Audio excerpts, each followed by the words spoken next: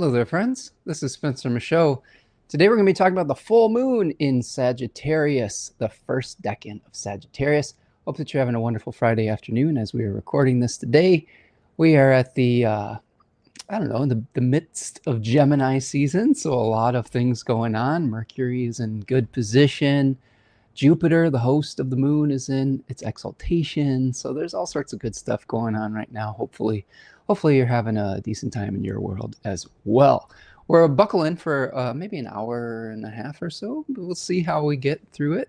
We're going to be kind of breaking down all the different pieces of the full moon, including the intention of the sun, how it might manifest, and how we might balance out the intention of the sun with the manifestation of the moon. We'll talk about the hosts of both of those planets, and then we'll kind of take the moon from the full moon and get us through a stretch of astrology to the new moon in Gemini. So about roughly a 2-week period, so that we can prepare you for what is coming. We will, of course, have an animal and an I-Ching, and just answer all of your questions and co-create with you here today. My friend Devin is here. What's up, Devin Malone? Nice to see you. Hope everything's going well your way, my friend. We also, today is one of the first days that we have where Venus is back in bounds. We had Venus out of bounds for quite some time. So I know, Devin, you've got some Venusian placements in your chart. Maybe this is a sort of a coming back down to earth for some of us. I know I'm feeling that as well, and I'm grateful for it. All right, a couple announcements, friends. Yeah, if you're here lurking in the live stream, shoot me a comment here. Let me know that you're around. I always love seeing people stop in. Love to know that my friends are out there listening. I did want to acknowledge a couple friends that have been very generous to the channel. My friend Yana, I want to just thank you personally for the support for the channel recently. Yana's been a great supporter of the channel for many years and does some great work, some preservation work in the museums as well. So Yana, thank you so much for your generosity. And thank you for those of you who have been stopping in week after week and supporting the channel. It really means a lot to me. So thank you so much, friends. Let's see. Devin says 90 days sober coming along. Congratulations, Devin. That is awesome. I am so proud of you, bud. I mean, I know that's a really tough journey, and that's really an incredible accomplishment. So rooting for you, sending you good energy, sending you good, I don't know, just encouragement, and keep it up, my friend. You got this. Kia ora. Hello, Karen. Nice to see you. Got my friend from New Zealand, from the other side of the world, stopping in. Hope everything's going well with you, Karen, and that you're having a lovely time over there in New Zealand. Maybe someday I'll get over there. It would be nice to visit. It looks like such a beautiful place, kind of a Middle Earth, right? Like sort of a version of Middle Earth where Lord of the Rings was filmed. It's also all good stuff over there for sure. So thanks for stopping in, Kia ora to all my friends in New Zealand. Carrie is here. What's up, Carrie?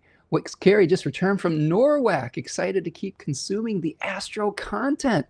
Tell me more, Carrie. How was Norwalk? Norwalk, if for those of you who are unfamiliar, is the Northwest Astrology Conference over there, west side of United States. I think, Seattle area-ish, somewhere around there. A lot of cool folks go to Norwalk. It's kind of the hip astrology conference. I wish I could make it out there. I've had just some other things going on, but it seems like a really nice time. So fill us in onto some of the highlights, Carrie, if you would. But it's nice to see you here, and thank you for joining us here today. Appreciate you. Let's see. Okay. Yes, Carrie says, incredible, highly recommend. Yeah, a lot of really nice folks and some great lectures. I miss doing some of the in-person conference stuff. I haven't been able to get out to them much since really since the pandemic and through some other things in my life. Like the travel is sometimes a little bit difficult for me too. There's a lot of costs associated with it and just a little bit of maybe anxiety around flying for me personally. So, but I would love to be able to connect with the astrology community as much as I can, and maybe I can live vicariously through you all at Norwalk, telling me all the highlights. Sergey's here. What's up, Sergey? Nice to see you. Hope everything's going well your way, my friend. Okay, a couple announcements before we get going. Astrology, we're not doing astrology of June. What is going on here? This isn't the astrology of June. Let me take a look at this. This is a full moon in Sagittarius. There we go. So we're doing the full moon in Sagittarius 1 today. You can find me, friends, over at spencermichaud.com. I have a number of offerings. If you would like to work with me as a professional astrologer, you can sign up on the Book Now button for all sorts of different things. We've got mythos natal readings that are my lengthier sessions where I break down all of the narratives that are going on in your chart that might be lifelong and help you to kind of work through anything that might be challenging. One of the things I really like to do in my readings is I really connect with the stories that we live out in our lives. Like a lot of symbolic languages is about telling us a story. And a lot of the times we are telling ourselves a story through the beliefs that we have been able to incorporate into our lives through the good experiences in our life and through the traumatic ones. And oftentimes we're repeating some of the old traumatic stories that were useful at one point, but maybe outlived their usefulness for the problems that we're facing or the challenges or the good things that we're experiencing in our life today. So astrology can help us to understand the story that's operating now and the types of things that are required of us by the planets or by the universe, or just be able to utilize the space weather in a way that can be much more in alignment with the flow of our current life. And going through a mythos natal reading is a great way to do that. If you're trying to prepare for your life in the next 3 months or so, the Kairos transit reading is a good choice. That's a 90-minute session. I like taking things in smaller, more actionable chunks. When we try to do and look too far ahead, although I can adjust this if you have something a little bit further off in the future that you'd really like to get some information about, but I like to do actionable things in a shorter period of time, mostly because I'm so detailed with it. I really like to dig into it and get into depth and be very thorough about those. So I think that we can really prepare and take action steps that can help us moving forward with all the different projects we've got going on. There's a quarterly check-in package if you want to check in every few months. That's the Hooray quarterly check-in. And then the Oracle is if you have a specific question, like one question. It's an hour-long session where we're just dealing with like one specific issue that you would like some advice around. And of course, I have a Big 3 mini reading, a Sun, Moon, Rising. And then I also do astrological tutoring, which I really enjoy doing. I really love teaching and helping people on their journey. We do it through breaking down charts in depth. We explore astrological concepts, and it really can be tailored to the types of things that you are looking for in your life. All right. I also have a store on my website. If you are like learning through webinars, I have a lot of pre-recorded material there as well with the different decans. I have things with the 36 decans, 12 different webinars. Each of them are about 4 hours in length, so jam-packed with information. You can find those at the store at spencermichaud.com. Also did a series with my partner, Tanya Andrews, called Dignity and Devotion, which is a kind of a breakdown of the 7 traditional planets from a dignity perspective, like through the signs and kind of getting an in-depth look at those 7 planets, but also through the lens of astrological magic and how to elect an election to draw down that energy and infuse it into some kind of material. So those are really powerful webinars as well. So check that out. And then I have another webinar where I talk about the connection between tarot and astrology called Stars and Cards. So if you really like doing tarot, if you're coming to this as a tarot reader and you want to know more about the astrological significations around the tarot, that's a great one to do as well. Speaking of my partner, Tanya Andrews, she has a magical business called Third Coast Mojo. And this is a business where she takes astrologically elected time periods and will choose a specific planetary or fixed star focus and then take that energy and then infuse it into these beautiful oils and soaps and materia. So there's all sorts of different things that you can utilize that for different purposes. She has all sorts of really cool offerings in the store right now on her Etsy account. This is Saturn and Aquarius that we're featuring here called Scientific Method. Right now, Saturn is in its fall in Aries, which makes it sometimes a little bit difficult to sustain energy over time. And Saturn in Aquarius could be a good mitigation for that, where you are being able to see the big picture, being able to have patience for the long term. And that could be really valuable to help move your projects forward rather than burning out. It's a great one for burnout. If you're experiencing burnout and you need some endurance. Mars and Capricorn Blockbuster. I've been hearing a lot of really good things from her clients with the Blockbuster. I wear this quite often.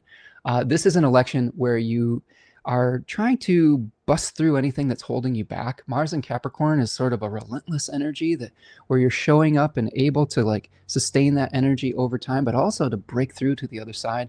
There's been a lot of times in my life where I've overthunk things, and I had a mental barrier to doing things, and then this blockbuster, I put this on, and it's just like, nope, you can't overthink this. You just need to go out and do it. So that's a great one as well. Sun in Leo, easy life. If you're having some tough times, right? Lord knows we all are on some level. The Sun in Leo, easy life can kind of smooth that path, you know, kind of give you that open road. It's a little bit of a road opener type of election as well. And then there's a number of Venus and Jupiter elections as well. The Serene Queen one is awesome. I really love wearing this when I'm feeling a little bit of anxiety and I need to center myself. The Serene Queen is a Venus and Libra trying to harmonize. And with Venus now back in bounds and out of malefic enclosure as well, which I think is really positive. I think this is something where we can start moving forward with Venusian things a little bit better. And then finally, that Jupiter in Cancer, exalted Cancer. There's a number of different versions of this that Tanya put out, but Divine Dream is one where you're connecting with the dream world and things of that nature. All of those elections are really great. I'm wearing the base exalted Jupiter today. Highly recommend. Okay. So final announcement. You can subscribe to the newsletter where I'm announcing when I'm going live or when we're announcing new products through Third Coast Mojo or new classes. There is a link to subscribe to the newsletter here on YouTube or wherever you're getting this podcast, or on my website, spencermichaud.com. You can also support the channel today by purchasing a super chat while I'm live on YouTube, or you can go to buymeacoffee.com, which is a Patreon-like website where you can sign up as a monthly member if you want, or you can just do like a one-time donation. Anything helps. Thank you so much for all of you who have been so generous with your resources and just with your time and attention as well. The simplest thing you can do is just be present with us on these live streams, or just like the video and subscribe to the channel, even if you can't be present live. Leaving me a comment really helps. I would love hearing from you, especially those of you that I don't always see in the live streams. When I hear about you after the fact, it really feels good. It makes me feel like we're still being able to connect in a way that, you know, maybe we're not conversing live, but the messages are landing, and that's really nice to get that feedback. So thank you for those of you who have been able to do that. Okay, so those are our announcements. Ani's here. What's up, Ani? Nice to see you. Says hello, Spencer and friends. Multitasking today in good Gemini fashion, right? I've been trying to multitask today, Ani. This morning I got out in the garden and was pulling out some weeds and watering the garden and moving things around. We've got a really beautiful native pollinator habitat that we've been cultivating for a number of years now. And there's some things that have gotten way bigger. There's some things that have died away, and we've been moving things around. I got my hands in the dirt. It's really exciting. There was actually a native plant sale today that I kind of forgot about. I was going to go this morning, but I sent Tanya. Tanya has been sent on an errand to get more native pollinator habitat plants. I'm really looking forward to potentially getting some cardinal flower, which is this beautiful red flower that is a native pollinator. We don't have a lot of red in our garden, so I'm excited to put some color into the garden today as well. All right, friends. So we're talking about this full moon in Sagittarius. So full moon in Sagittarius I, 9 degrees of Sagittarius, opposite the 9-degree Gemini sun, on the 31st of May, which is this Sunday. Okay. Ani says, I'm attending my modest patio herb garden right now. Oh, good. Cleaning house and listening along, but hands not as free today. I love that you have a patio garden. My daughter's been doing some patio gardening, and she just seems really grounded when she does that. You know, like, I think really getting our hands in the dirt, getting outside, getting off our screens a little bit. Although, you know, I'm happy that all of you are here with me today. You can kind of listen while also doing the gardening. You know, that's kind of doing the balance between grounding and connecting. But yeah, that's a great way to deal with anything, maybe the overthinking that can come up with Gemini season sometimes, but appreciate you.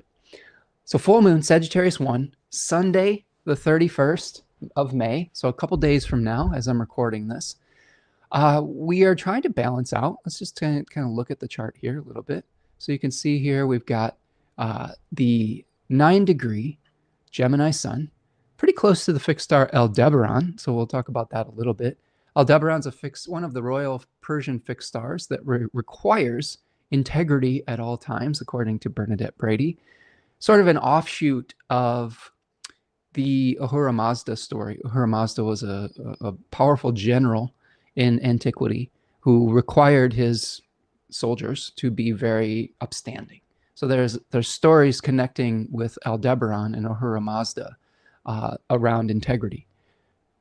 Something of a challenge potentially in Gemini. Gemini is associated with Hermes, the sort of bender of truth on some level, the precocious youth that sometimes would, not necessarily be completely honest to get where he needed to go.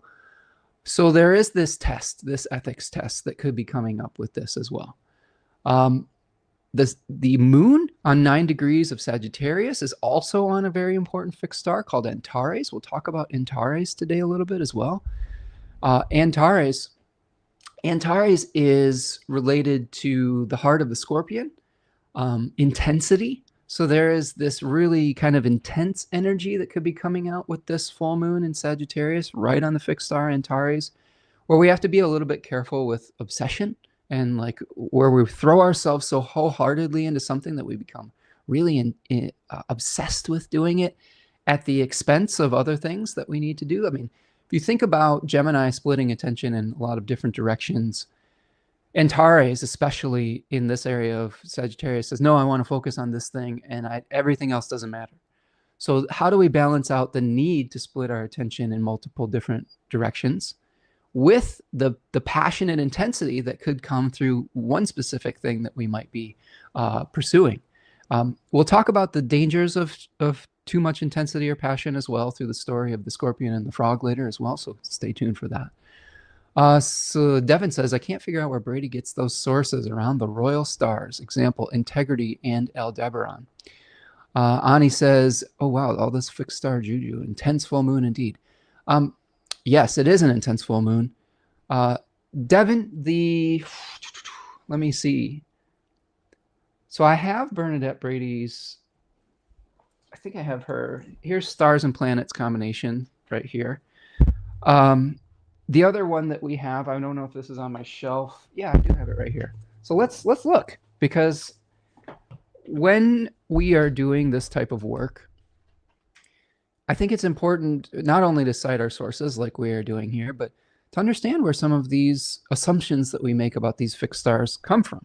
So if we go to the Aldebaran section, okay, we're going to be looking for, actually, let's look at, we'll look at Aldebaran first. Okay, so we've got Aldebaran. This is Bernadette Brady's book of fixed stars.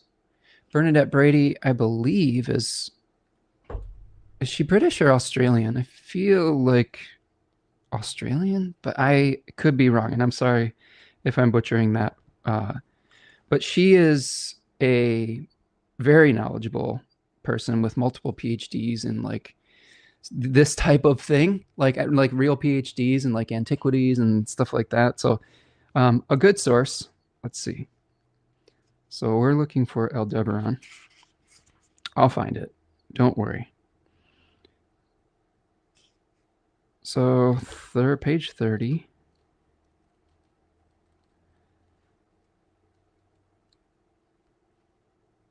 All right, so she's talking about other key stars. The 4 royal stars of Persia, early cardinal points, Aldebaran and Taurus, considered by Anonymous 379 to be the greatest star of them all, linked with integrity and honesty. So that's one part of it. 85. I'm trying to find the story of Ahura Mazda. And thank you for bearing with me when we have this here. Because the story of Ahura Mazda really does help us with understanding the integrity portion of it. Okay. Oh man, there's like multiple entries in this. I know this is riveting, riveting content. Okay. We're getting closer here, friends. I've got Rigel. These are the stars of Orion. No, this isn't in Orion. This is in Taurus. 372. I got one more place I'll look and then I'll get back to it. Sorry.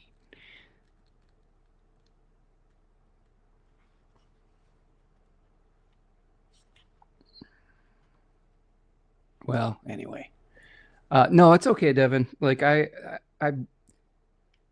wasn't necessarily expecting to try to find this, but I want to be I like citing my sources, you know? Oh, here it is. You know what's crazy?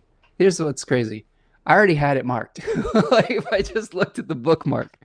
So, okay, Bernadette Brady's Book of Fixed Stars. I'm going to quote her because I think that this is uh, important, right? So, Brady says, Aldebaran, the concept, okay? Aldebaran is one of the greatest stars in the sky, one of the royal stars of Persia, the watcher in the east. Now, this is relevant for our full moon because Aldebaran is going to be conjoining the sun.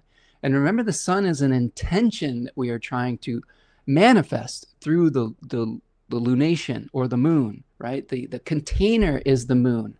So we're trying to manifest the Aldebaran concept, but through the language of Antares. That's where we're trying to balance that out. We'll look at Antares a little bit if we can find it too. One of the royal fixed stars of Persia, the watcher in the east, the great cornerstone marking the spring equinox. In this capacity, Aldebaran was the god Mithras, or Ahura Mazda, the slayer of the cosmic bull. Mithras was a great military god who gave victories to his followers, but only if they followed the strictest procedure in his worship. This procedure is also reflected in the writings and the worship of the god prophet Zarathustra of Persian origin, who was said to have learned wisdom from Ahura Mazda. His name means star worshipper, and his teachings were meant to restore belief in the sanctity of the material world, and ultimately it is said to restore the earth to its original state of perfection. Now, this is cited in a Plato prehistorian book by Sedagast. So we're going back to Bernadette Brady's sources. She also is citing a book called Mithras by Jason Cooper. Okay. Let's see. Whether Aldebaran is connected to Mithras or Zarathustra, or possibly even both, we are able to derive a more three-dimensional meaning for Aldebaran from these ancient beliefs and customs, which emphasize success linked to the integrity of morals and objectives. Mithras was a warrior king who also bore the title Lord of Contracts. So that's where we see that in the Mithras book. He considered all exchanges as sacred and therefore oversaw the business of his followers, insisting on their honesty and purity, failing which the follower was condemned to an ordeal of fire. This was usually expressed by having the suspected person run through a tunnel of fire where their survival meant their innocence. Oh my God. The four, yeah, if you don't burn to death through this tunnel of fire, you're innocent. The four royal stars of Persia are all very powerful stars. Each one of them offers the possibility of glory, success, or happiness, but only if a particular nemesis can be overcome. In the case of Aldebaran, this challenge is one of integrity and honor. Greatness can be achieved by the individual when challenged on issues of integrity and purity of their thoughts and dealings. If they fail this test, they lose everything. The English King Edward VIII had Aldebaran rising on his Jupiter on the day he was born. Heir to the English throne, he fell in love with a divorcee. By British law, he could not retain the monarchy if he married her. His most logical option would have been to follow in the footsteps of other kings and have her as his mistress. However, he refused to take this option and abdicated so that he could marry the woman he loved. Faced with an issue of integrity, he rose to the occasion. So that's one example, right? You know, being able to deal with power, but doing so in a way where you're tested. It's like the test of power, right? Oftentimes people fail that test, right? People will take power by any means necessary. Now, she goes on to talk about the other four royal fixed stars of Persia having a nemesis of some sort to overcome to be worthy of that power. I think Antares gives power if we can deal with obsession, if we can deal with the intensity, like the intensity of the scorpion. If in pursuing what we want, we don't destroy everything else around us. That's I think, the challenge of Antares, from what I remember. The challenge, of course, of Aldebaran is, how do you take on the mantle of power and responsibility, but do so with ethical upstandingness? So if we put those two together, and let's carry this even out further. The other royal fixed stars are, we have Fomalhaut, and we have the Leo one, which, oh my God, what's the name of the Leo one? Somebody put it in the chat. It's just on the tip of my tongue right now. I even have oil of it on right now. Regulus is the Leo one. Of course, those stars have processed into, the Regulus has processed into Virgo at this point, but neither here nor there.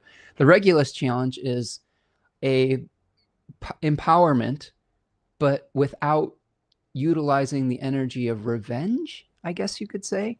There is like a tendency for Regulus to, yeah, there, we had a 20-second delay, but you guys are right on it with Regulus, right? The challenge of Regulus is one where you are trying to be a wise leader, but without trying to crush your enemies. And this is actually very important, because we have a leader right now in the Western world, President Trump, who has his ascendant right on Regulus. And what he's been given a lot of positions of power, but oftentimes one of his downfalls is when he starts lashing out at his enemies, which is something that happens quite a bit. That's really the big no-no for Regulus, is not like seizing power and then just feeling like you have to suppress everyone else's power. And that's interesting for Leo, because it's like Leo says, I want to be allowed to be myself. But a more positive manifestation of Leo is, I can be great and so can you, right? Instead of saying that I have to step on your head to be great. And with Fomalhaut, the other royal fixed star of Persia, that's around 4 to 5 degrees of Pisces at this point, I think, might have moved a little bit. That one is one of, that's like a wizard star, like charisma, like utilizing your magical abilities, your charisma, but in service of others, which is what the Pisces part of it is requiring, rather than just for manipulating people. Think of a negative Fomalhaut person as somebody who's like a charismatic cult leader or something like that, where you're utilizing your charisma to manipulate and control people rather than to be of service. So these are some of the nemesises we're trying to overcome. So this full moon could be one of trying to overcome the temptation of trying to do something in an underhanded way to bring power, right? We have to resist the temptation to do things in an unethical way.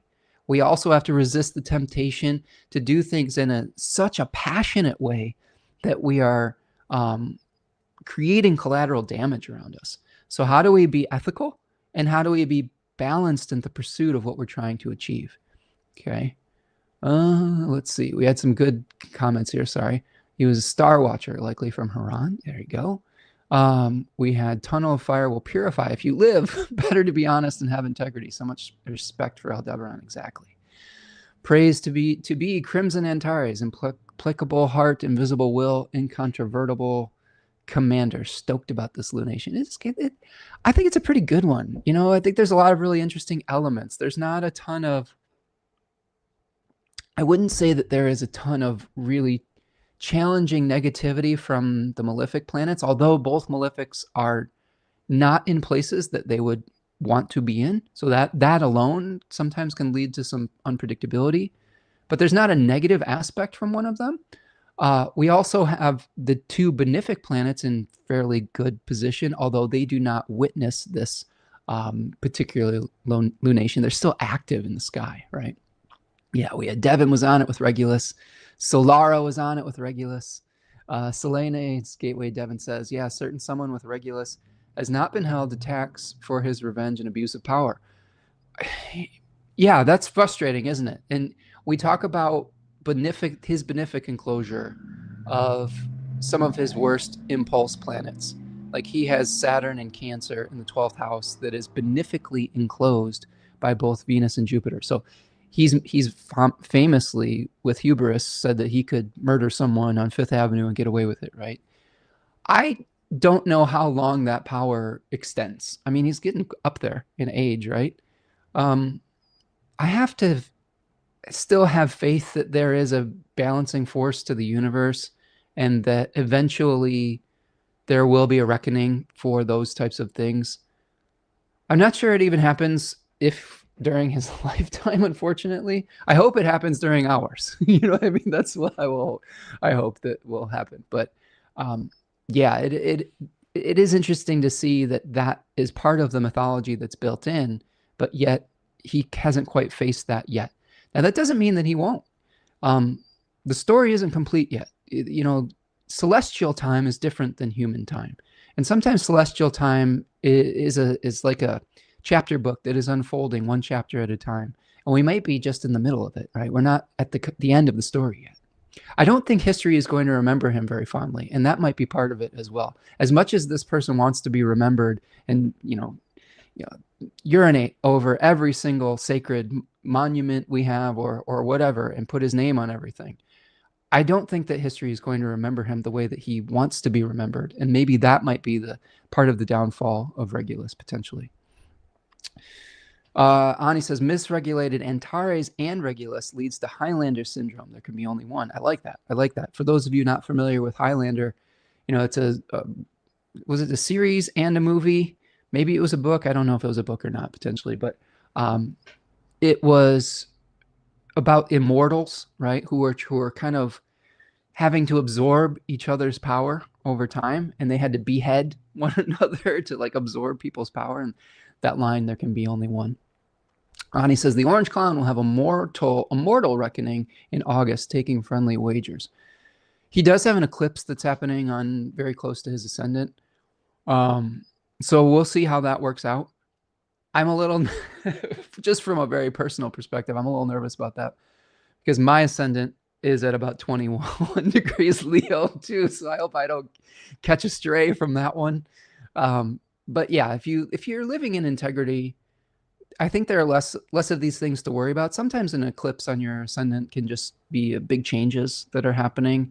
I know that in 2017, I had a big eclipse on my ascendant. That's when I really started the transition from doing professional music and teaching music to working with astrology and symbolism as my job. So it could be just a change of form potentially. But in his case, and in the case of powerful leaders, oftentimes an eclipse that's really on an important point in somebody's chart can talk about a change of power. An eclipse is literally the shutting off of one of those planets, the sun or the moon, right?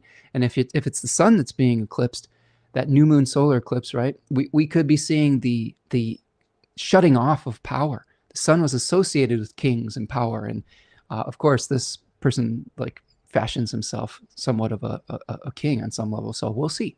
We'll see. Ani says, I'll settle for impeachment. I think many of us who are in the same boat would settle for just anything that would bring some sort of accountability to the most egregious of his crimes. So we'll see. We'll have to live it out in real time.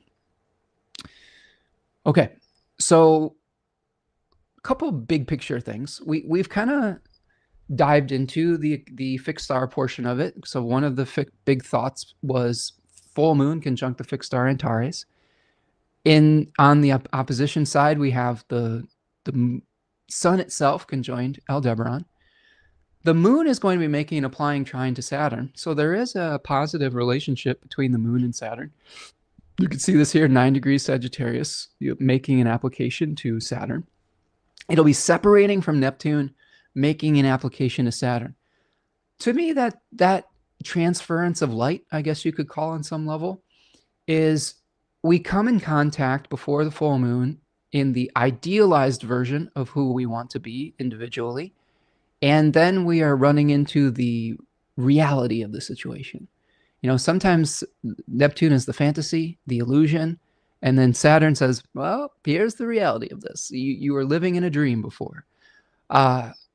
If the first thought that's coming into my mind, just from my own vision of the world right now, we have a project where we want to pull out the asphalt in our backyard to be able to plant more food garden habitat type of things.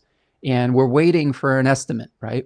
Right now we're in the visionary stage of, wouldn't it be lovely to pull out half of the driveway, and hopefully we don't get too bad of a reality check as far as the cost or like the what is necessary to sacrifice to make it happen.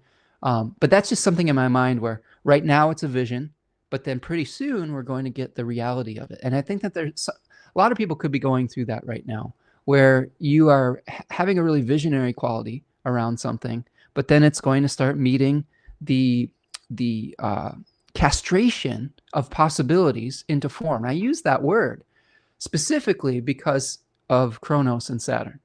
Kronos was the deity that castrated his father Uranus, and a lot of the myth around that castration is what we are doing is we are castrating the multiplicity of possibilities, like we explore in Gemini. Sometimes maybe when we explore with our imagination, with Neptune potentially, we're castrating the possibilities that we can't concretize into form, like Saturn would like to do, and we're releasing them.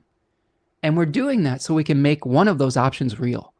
So it could also be, instead of a denial of your dream, which let's say that the square happened from Neptune to Saturn, or the moon was making a square to Neptune to Saturn.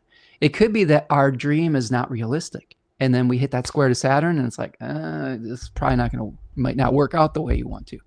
In this case, I could see it playing out where, because of the trine element, the vision is transferred to something that could work, right?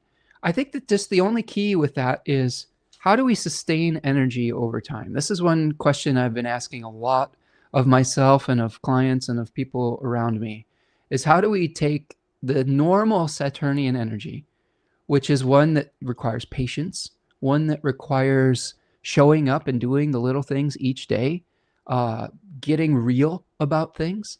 How do we take that energy and not get burnt out while Saturn is in the very go, go, go, don't think about it, just do it part of Aries? Okay. One thing you could do, not just to give you another sales pitch, but there's some really great materia from Third Coast Mojo with Saturn and Aquarius that helps us to think things through and to be patient. You've got other magical practitioners out there in the world. Sphere and Sundry is another one that has some really great Saturn materia that you could work with. There are ways to kind of slow you down. Sometimes just being conscious of the fact that we may be pushing too hard can help us to make a better choice in the moment as well. That is something else to consider, is just our pronoia, our foresight can help us. But this is a positive aspect that's coming between the moon and Saturn. Moon, Mercury, and Venus still out of bounds. I think I misspoke earlier saying that Venus was back in bounds. I think that what is happening as I'm recording this today is that Venus is out of its malefic enclosure. Venus was in its malefic enclosure from the, I believe, let me look here. I've got my May notes in front of me. Venus was in malefic enclosure from the 1st of May till the 28th, which was yesterday, Thursday. And it ended with Venus making a square to Saturn. Okay. Venus is going to be out of bounds until June the 7th. So it will go back in bounds on June the 7th. So keep that in mind. So we've got Mercury, Moon, this full moon is out of bounds, and Venus all out of bounds. What does that mean, right? Out of bounds planets generally are, technically, they appear to be moving outside the declination of the sun, how far away the sun is from the ecliptic. As it rises at noon, I guess you could say, north or south of the ecliptic. That is a representation of these planets going outside of their normal path, or the normal socially acceptable path of the sun, who is like the king or the ruler or the steward or whatever you want to think of him as. So oftentimes these planets are acting in a very concentrated, sometimes extreme, sometimes out of character fashion. Moon out of bounds, very emotional, very like strong memories, manifestations that we might not normally pursue. Mercury out of bounds, communications that we might not normally have with people, ideas that could come that are outside the box. Venus, we might be attracted to things that we wouldn't normally be attracted to, whether they are people or relationships, or whether they are, adornments. Okay. I've been joking about like going to the thrift store during Venus out of bounds and coming back with all neon. If neon's not your thing, you might wake up the next day when Venus is back in bounds, like, what the hell am I wearing? I'm a traffic cone, Don't get me wrong, neon works for some people, but to me, it's like eye searing. I could never wear it. I could never wear it. Mostly just because it just doesn't let me relax. I like wearing colors that let me feel like I'm out in nature and relaxed and things like that. So whenever I've had to wear the eye searing colors in the past, it just makes me feel agitated. So that's one thing to think about with this full moon.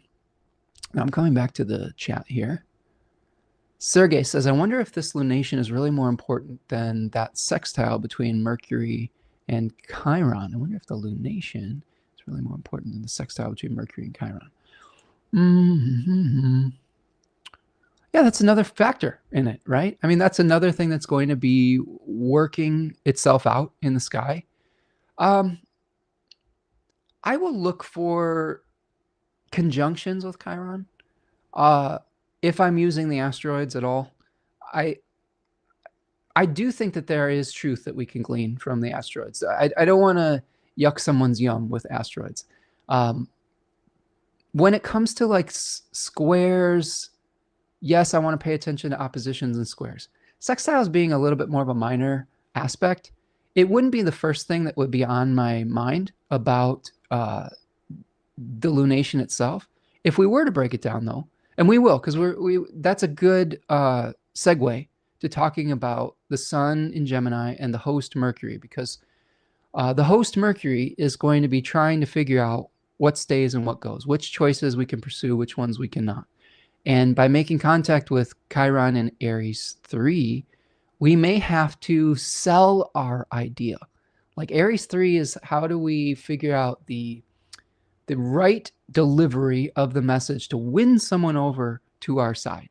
And with Chiron there, Chiron sometimes leads to a feeling of, I guess you could say, woundedness, where it is something where we can teach others how to do it, but when we have to do it ourselves, it's a little bit painful. So maybe there's a little bit of discomfort or awkwardness trying to convince someone of our viewpoint. But let's incorporate that into the exploration of Mercury and the sun. Yeah. Okay. So sun in Gemini 1. Let's bring up the Gemini part of this. I always like to start with the sun when we're talking about new and full moons. Well, full moons especially. Because in the new moon, it's going to be in the same place. The reason I do that, and the reason I think it's important to think about it in this way, is the sun has often been thought of as a conscious intention. It is a celestial spotlight. It says, I'm going to focus on this point of emphasis. Oftentimes we know what we're trying to pursue via the sun. The sun says, hey, this is what is the canvas that all this other stuff is going to be, painted on in this period of time. So when the sun's moving through Gemini, there's a focal point. There's a spotlight, okay, on communication. There's a spotlight on exploration, gathering information, talking to very diverse people, and getting different opinions, getting different ways of seeing things and perspectives. The story through the decans is very interesting, though, because we have the first decan here, 8 of Swords. Here we see the second decan, 9 of Swords. Third decan, 10 of Swords. Someone blindfolded, bound, someone having some anxiety in the second decan, and then finally just like, swords in the back, like just dead on arrival in the third decan. And I love the narrative quality that comes with the Decanic story. Oftentimes what will be shown to us is the lack of something or the introduction of the energy in the first decan, the attempt to reconcile and bring balance in the second decan, to have a balanced energy with it, And then in the third decan, sometimes it's what happens as either results of the journey through the sign or an excess of that particular quality that is about to shift and change to the next elemental decanic quality. So the introduction of the sun in Gemini 1 says this is an introduction of new thoughts, new perspectives, new splitting of attention. In Taurus, sometimes we get stuck in a fixed earth type of rut. We're pursuing that which is sensory to us, like sensory experiences, and we might be able to get stuck in a routine. Gemini is the exploration and the splitting of that into multiple tributaries, like you see in the Eight of Swords here.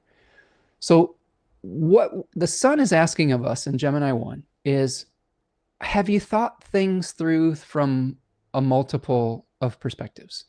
Is your belief, is it actually based on facts? Is it based on new or old information? Sometimes we're just receiving a lot of information with Gemini.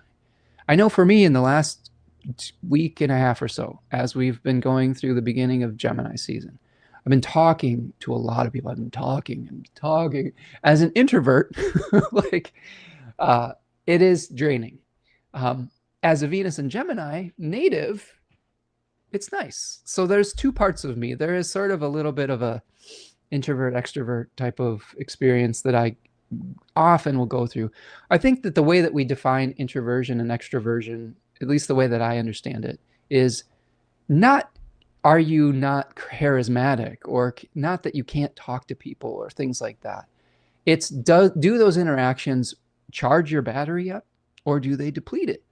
And in my case, I love talking to people, but I definitely need rest afterwards, right? I need to recharge the battery sometimes by not talking to people. And in the last week and a half, there's been so many different people I've been conversing with, like to work on projects, to a lot of neighbors. I've been having a lot of interactions with my neighbors, and we've been doing some energetic cleansing for some of our neighbors to get some bad energy out of some of their houses, and actually very successfully been able to do that to the point where we saw some really immediate results, which is really exciting. And I'm happy to do that. And that led to a lot of conversations with them about the nature of metaphysical reality. And this is from a neighbor that was a little bit more on the, I don't know, on the straight and narrow path. And we found a curse that someone had left in an apartment that someone was moving out of. And we took it and we were like, oh, that's a curse. And they're like, what? Like, no, that's a curse. Like, so we took it, we disposed of it and did some energetic cleansing. And instantaneously, the neighbor was able to get a new tenant in the space. Like that, my friend has he's a really great, he's a great landlord, honestly. He has like 2 houses in our city and rents them out. These houses in my neighborhood, many of them are multiple unit, like big houses that are split into multiple units. But he is one of the most upstanding people I've met that do that kind of work. I know that sometimes we have mixed feelings about landlords and things like that, but this is a guy that takes pride in his work and is really a good person that's trying to really serve his community as well. But instantaneously, like he had 2 open places there. When we got rid of the curse and cleansed the space, he got commitments on new tenants coming in. Like it took like literally 20 minutes after that was gone. So we had deeper conversations about the nature of that work, and he was really surprised. And we had a nice, really long conversation where I started to hear his perspective, which is a little bit more of a traditional religious perspective. And then we sort of found common ground. And that to me is the beautiful part of Gemini, when we can find common ground with each other through conversation, through having an experience that we wouldn't normally have. Like that was his Mercury, Venus out of bounds experience. And then I was trying to find common ground with him through his practices and what he believes in the world. And it comes through conversation. The beautiful thing about that is that I was teaching him a little bit about metaphysics, and he has a Virgo stellium, and he is just excellent at renovating places. And he came in and was teaching me how to fill in like holes in the wall, like with spackle, and was teaching me everything I needed to know to maintain a really old, beautiful home. And that was really cool, that exchange of information. That is the essence, I think, of Geminis. We each have these points of genius within our lives, right? Like focuses that we've put our attention towards, that we've gained skills around, and being able to share and exchange those things is, I tell you what, it just feels really good. And to be able to get, I think to be able to validate people with their skill set and then receive validation for your skill set, that's something that it feels really great when you can have the meeting of the minds like that. Complicate is here. It says Jamini season. Jamini season? Tell me more. Tell me more. Maybe I need some more context with that. Oh, Gemini. Okay. All right, Kate, I get it. Yeah. The downside of Gemini is that it can definitely be, if we're projecting our shadows onto others, sometimes we can externalize negative feelings that we're wrestling to integrate within ourselves. And that comes through the second decan, where sometimes we can lash out. That decan is called the Lord of Cruelty. So we have to be careful with that. Sergey says, side question, but why are Gemini and also Libra tarot cards so dramatic? Libra is benefic ruled and Gemini is ruled by a neutral planet. I have an answer for that, actually. Complicate says Decan 1 intro, Decan 2 climax, Decan 3 interdimensional passport issued. I like that. That's a good way of thinking about it. Sergey, long story short, I had some thoughts about this because I really went into great detail about this in the Gemini Decan webinar. So if not another sales pitch, but if you want my 4-hour exploration into that, check that out. Simply stated, though, I have a theory, I guess you could say, where I overlap and integrate the thema mundi into the understanding of the decans and the signs themselves. If we do that, and I really have I did a whole talk on this for the Great Lakes Astrology Conference. I believe it was called Tarot and the Thema Mundi. And I tried to make connections between the Thema Mundi houses and the signs.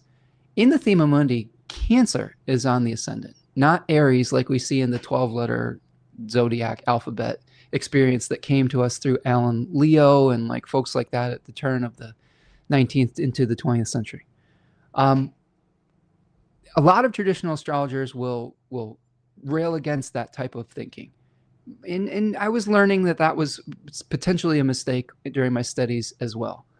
But I thought it might be interesting to see if we took a Thema Mundi perspective. In the Thema Mundi, Gemini is actually on the 12th house cusp.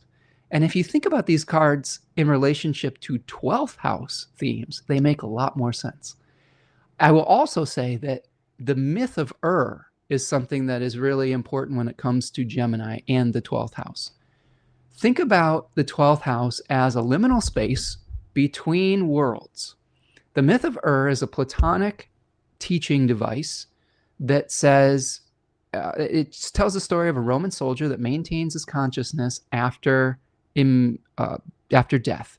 And he is going into I don't know if it's the Elysium fields or something like that, and he's witnessing people choosing lots to incarnate back into a physical body, a physical life.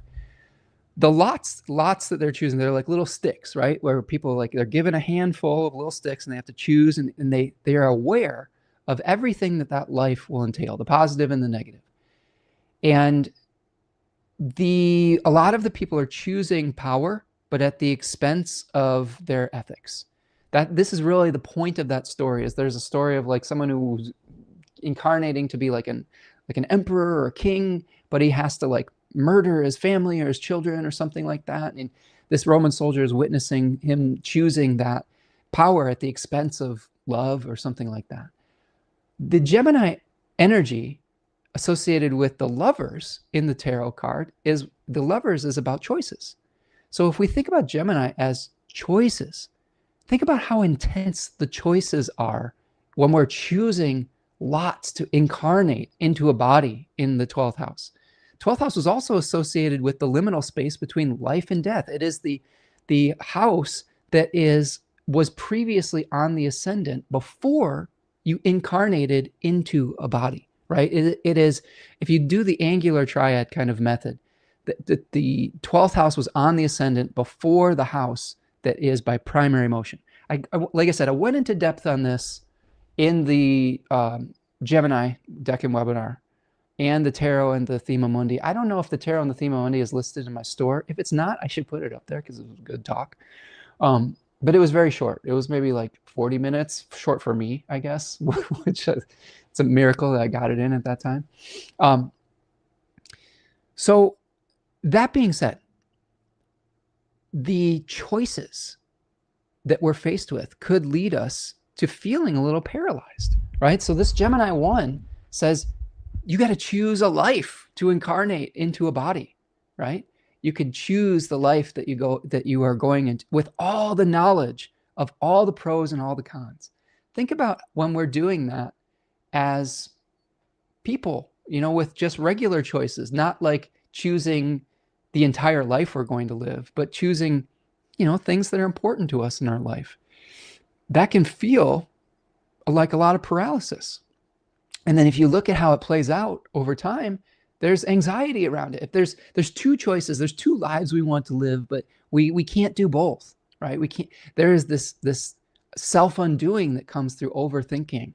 And eventually one of those choices has to be released. That's what we see in Gemini 3. This is the death of one choice. To incarnate into one of those lives, all of the other lives have to be discarded. All of the other choices have to be discarded. And this is why it works really well with that Aldebaran, Ahura Mazda type of energy, where the ethics is spoken towards in that story, as well as the Platonic myth of Ur. So this overlap with the Thema Mundi, there's some real potential there.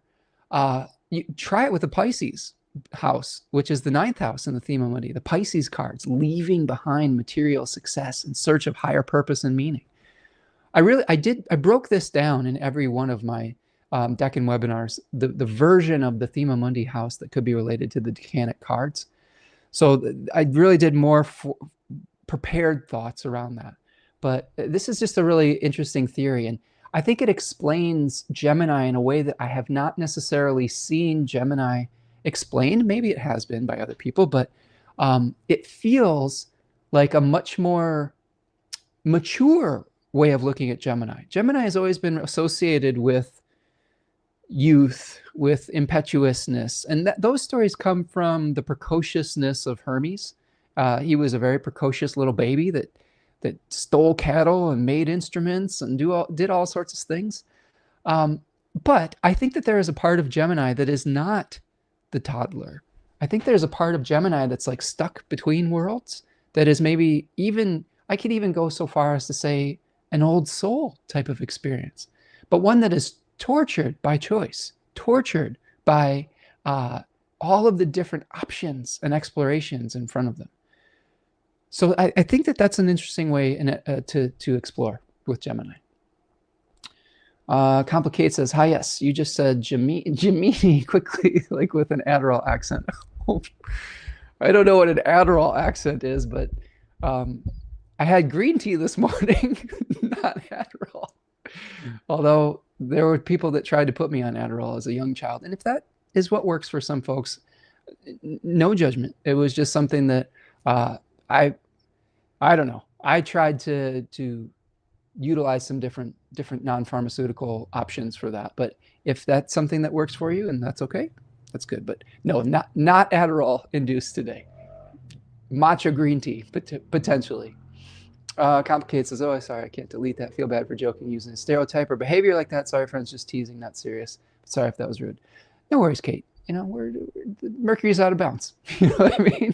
We'll figure it out. Sirius says, hey, spend this full moon exactly on my north. Spence. That's probably what you mean. This full moon exactly on my north node conjunct Neptune and Sagittarius in the 3rd house. The urge to become a DJ and make people dance is no joke. I'm so over visual arts. Was doing most of my life. Yeah, exploration, exploring something new, wanting to be embodied rather than maybe exploring things through I don't know, decoration versus the dance. Sirius does really great stuff. He has a really beautiful adornment practice. I've seen some of your work, Sergey. It's Sirius, sorry, Yevgen. I think this is my friend Yevgen. Really, really amazing visual artist. But I'm sure that you'll put some of that energy, that really great genius into your DJ work too. So, what I will say in Gemini season, this is one of the challenges of this full moon. We don't have to be defined as one thing. And this is something I really struggled with when I was doing music and then was like, oh, I got to throw myself into my astrological studies. I felt like I had to almost leave behind the music to do the astrology the way that I wanted to. I'm finding that that's not necessarily true. And there's a part of me right now that's like, I've been doing a lot of this really thinky, rational, you know, in my head type of things. And I would love to get back to both the liminal, non-rational part of doing music, but also the physical and earthy parts of like doing my garden and repairing things, where it's not just me sitting in front of a screen or with a book or sitting still and just in my head. So I don't think we have to be one or the other. And this full moon can say you can be multiple things as long as that passion is doled out appropriately, right? We'll talk about that when we get to Antares. Sirius says, Mars co-present and out of bounds. I just want to dance and make others do the same. Delulu as a Solulu. I like that. All right. Okay. Yes. I laughed. I mean, you know, that's the thing. Gemini season, sometimes there is not always the filter from the thought to the mouth. And that can get us in trouble if we have Gemini type stuff, or if we're under the influence of Gemini things or mercurial influences. But I think at the end of the day, I know who you are, Kate, and I know that your intentions are good, and I know that sometimes we just the joke will land or it won't. It's kind of funny, but anyway, I digress. Let's see. Sun in Gemini 1. So I think we've kind of explored that. That's a Jupiter-ruled decan in a Mercury-ruled face. And that is where we split our attention in multiple directions and we get new information. We're communicating with a lot of different people, exploring our values, exploring our choices, exploring the pathways we could take, not necessarily committing to anything. So we're not necessarily in the commitment phase of Gemini yet. We will be, and it may feel like we're in the commitment phase of things because of Mercury hosting the sun. Now, I will get to that in a second. Do me a huge favor, though, friends. Let's take a little stretch. We're at about the hour mark. Do me a favor, like the video, subscribe to the channel if you're not already. Please like the video. That helps us with the algorithm. Stretch your legs out, get your hips moving. If you like Yevgen, have some music on, maybe in the background. We'll help you out. Go. Right, Yevgen? Yevgen's got that going in the background. Move your hips a little bit. Get into the beat. My little bass beatbox. Beep, beep, beep, beep, beep, beep, beep, beep, beep, beep, beep, beep, beep. This is what I'm imagining in my head now with Yevgen going off with his DJ work. But stretch it out. Go make sure you are following me on social media at Spencer Michaud and visiting the Spencer Michaud website if you'd like to utilize my services further and support the work that I do. Sometimes just getting a reading is a great way to support the work I do here. Go over to Third Coast Mojo as well and support my beautiful partner, Tanya Andrews, over there. Okay, so let's move forward to the host. So we've got the host, Mercury at 28 degrees of Gemini. Remember, we had this narrative progression. We have the exploration of new pathways, maybe even feeling a little overwhelmed by all of our options in Gemini 1. Gemini 2, the Mars-ruled decan, says you can't possibly explore all these pathways. And the frustration and anxiety that can produce. Sometimes it produces sleepless nights like we see in the Nine of Swords.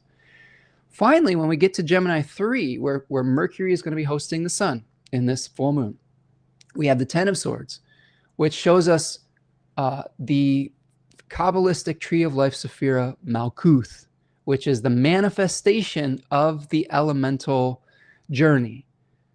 It shows us results. It shows us what happens when things come through the birth canal of the 9 Sephira, which is related to the 9s, where it's like we're pregnant with possibilities, but here is the results, the manifestations.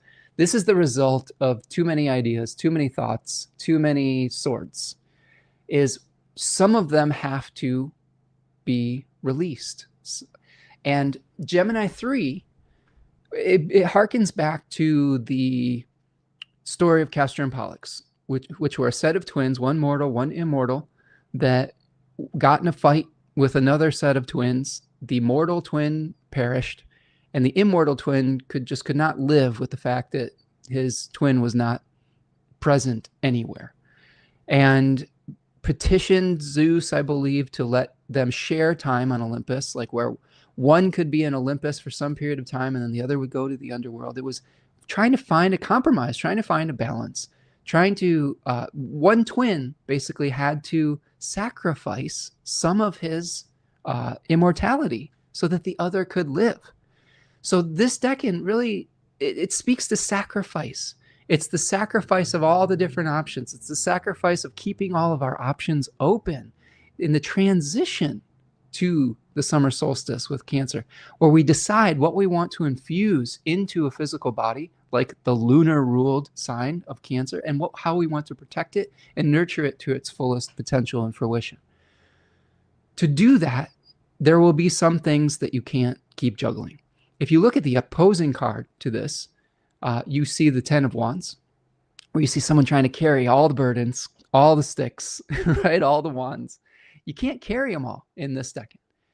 And one of the things that the feeling that this will give us, like let's say you have a lot of placements in this decan. There is a spirit in this decan called Praxidike, the executor of justice. So there will be a feeling that you have to have, there's a black and white type of feeling, like where to justify the elimination of one option, oftentimes people will feel like they have to make the other option evil, wrong. I think that's the biggest mistake that people make in this decan, is that they see things in extreme contrast and extreme dualities. This is part of the problem with our current leader of America. He has the sun in this decan. He sees things, for him to make choices, he has to make somebody wrong. He has to other something or someone. He often will make ultimatums. This is the decan of ultimatums. The irony of that, and the irony of his nickname, Taco, right, is that, if you aren't familiar, Trump always chickens out, is that this is built into the transition between Gemini 3 and Cancer 1. Because of the fact that the sun, when it reaches the height of Gemini, it switches direction and the days start to become shorter. That's the peak of energy, and it shifts its declination path. It's rising, rising, rising, starts to descend.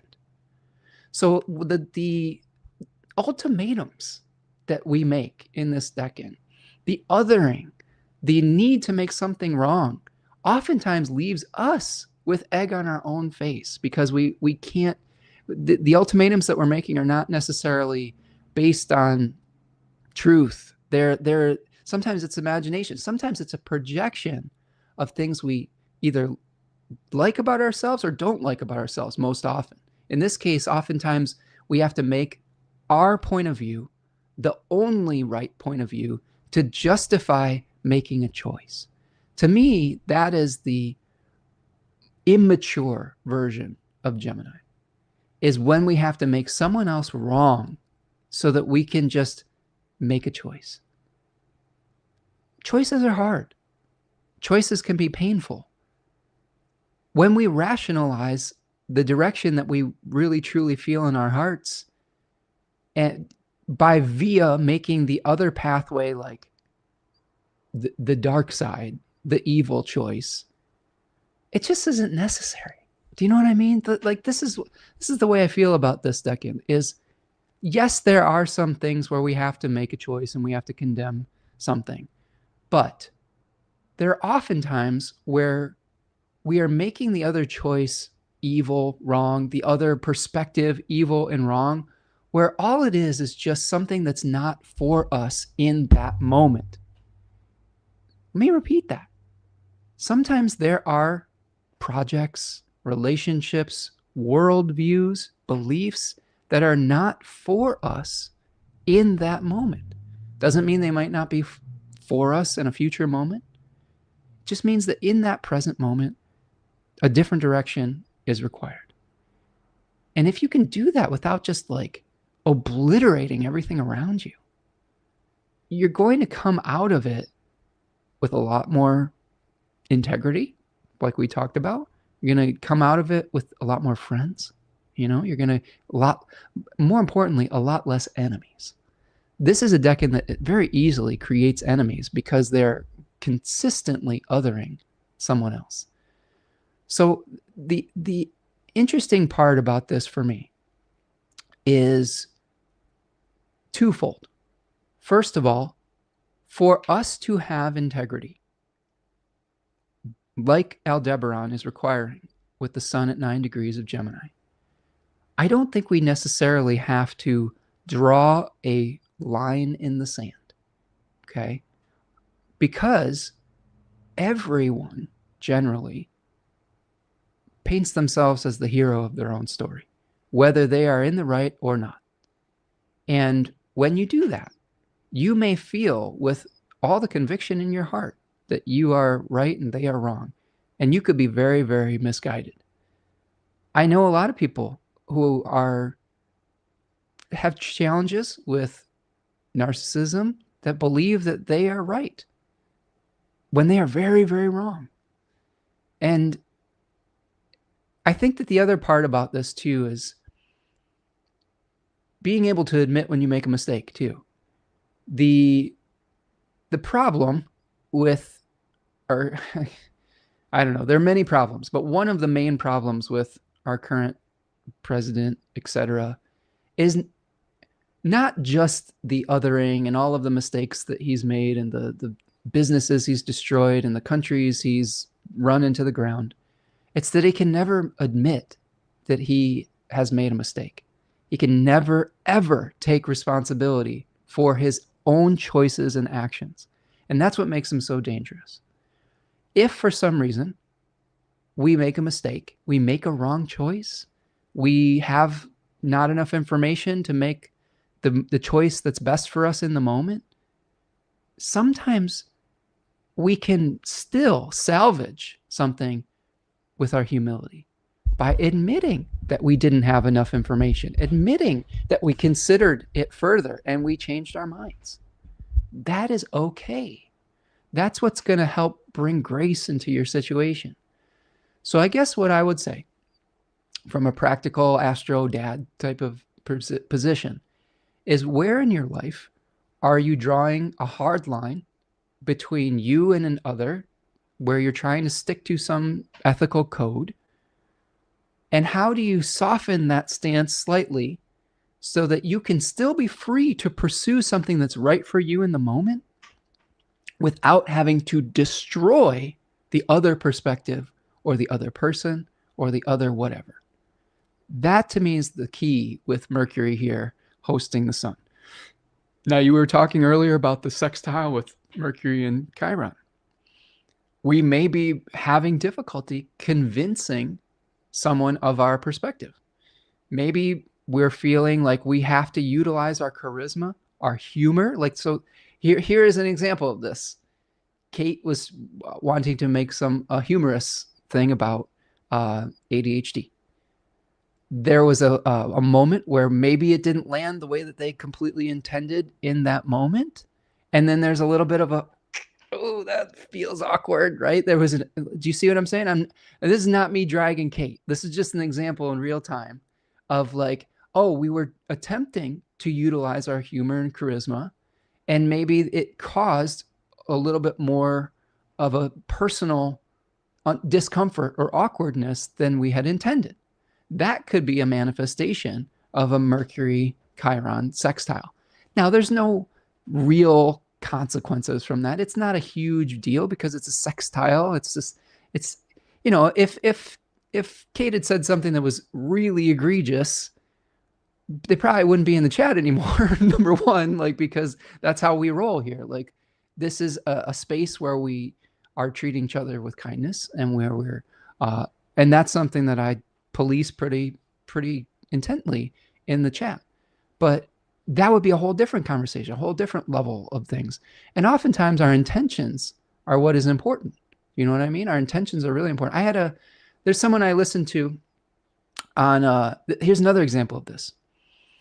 I have there's oh man, I don't even know if I want to dive into this, but we probably should. One of my sports teams that I follow, the Green Bay Packers, one of the players on their team was arrested recently on domestic violence charges, and which is very serious and very worth condemning, right, publicly. And I have a podcast person that I listen to each day who is a person of the utmost integrity, like one of the most upstanding, really nice people in that industry. And he was making an attempt to say on his daily podcast, I vehemently condemn all forms of domestic violence. But what he said was, I vehemently condone all forms of domestic violence. And he said it 3 times. And it's because there was some kind of, he had a note written down that says, I do not condone, but then he mixed it up with condemn. And we knew his intention. Anybody who knows him knew his intention, knew exactly what he was trying to say. It just came out weird. And like that's kind of a thing I could see with Mercury Chiron, where you're trying to really make a statement about something, but there's wires crossed in the delivery of the message that cause a little bit of a painful experience. Now it's a blip on the radar as far as my podcast friend is concerned. If you're curious, his name is Andy Herman of the Pack-A-Day podcast.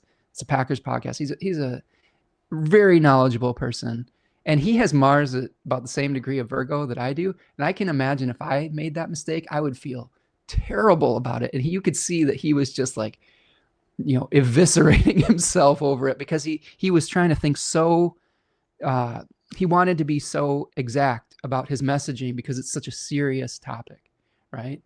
And you could see him in real time afterwards, just beating himself up over it. You could feel the Chiron wound coming through on that. So that might be part of a factor where we're trying to communicate something and it doesn't necessarily land exactly how we were intending. Let's see. We got some nice chats coming in here. Stella Rendition says, I love the bass. All right. Right, when we do that, we're kind of channeling Yevgen and his DJ skills here today. Sergey says, think Arnold Schwarzenegger has both Castor and Pollux natal conjunctions. Interesting. Yeah, because Castor and Pollux are fixed stars in the constellation of Gemini, but they're actually in the Cancerian placement because of precession. I think my Mercury is on Pollux at 22 Cancer. So Pollux is the one that is learning through challenging experiences. It's just, they're both storytellers, but I think Pollux is learning sometimes through suffering and sharing stories of suffering. I think I've shared plenty of that on the channel. But yeah, that's interesting. Karen says, I am studying Maori language and doing a deep dive into Hinetewaiwa. I'm sorry if I butchered that. Hinetewaiwa, the goddess of weaving. Gemini is my 12th house. Sorry, my chat is way behind the live. Going to work now. Well, thank you for hanging out. I would love to hear more about the goddess of weaving. And I'm always curious about the indigenous perspective. And I've really learned a lot about just our relationship with the earth and the planet through looking at indigenous stories and indigenous wisdom. And anytime I can come in contact with those types of beautiful stories, I would love to hear more. So Karen, if you've got more, send me a link or place another comment or a place where we can find more about it. Kate says, if you aren't my ally, then you become my adversary. Yeah, that's where hearkening back to Gemini 3 sometimes with the projection of the and othering. Space Tiger Tarot is here. What's up? How you doing, Andrea? Hope everything's going well over in Croatia. I haven't heard from you in a little bit. Reach out and send me a message. I'd like to connect again. Andrea's one of my favorite tarot slingers, and man, we haven't talked a bunch since like the World Cup. Croatia made a World Cup run a few years ago, and man, we were rooting for Croatia. It was awesome. So I hope you're doing well over there, friend. Kate says, feel like Gemini also leans into other ways of knowing, like you said, for better or worse, but communication and knowledge in unorthodox forms. Absolutely. Yeah, there could be some intuitive forms with that, but I think a lot of it becomes it is attempting to become rational. It's attempting to become through the mind. And that can be good sometimes, but it can also be very overwhelming. Ben is here. What's up, Ben? Right? Nice to see you. Hope everything's going well your way, my friend, over still in Kalamazoo.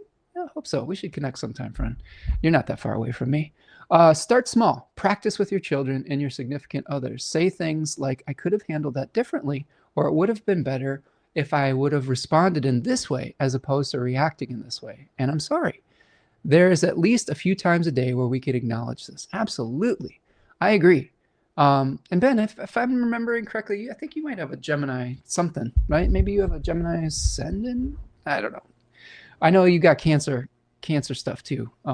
But yeah, oftentimes when we have cancer stuff, we also will have Gemini in the chart, because a lot of times Mercury and Venus are not traveling too far away from the sun, so within 1 to 2 signs.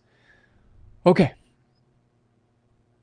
Hello, Space Tiger. Good to see you here. Ani says, the Orange Clown has demonstrated that you should double down on the lie and refuse to capitulate, and then he fires his copycats. Yeah, that is a strategy.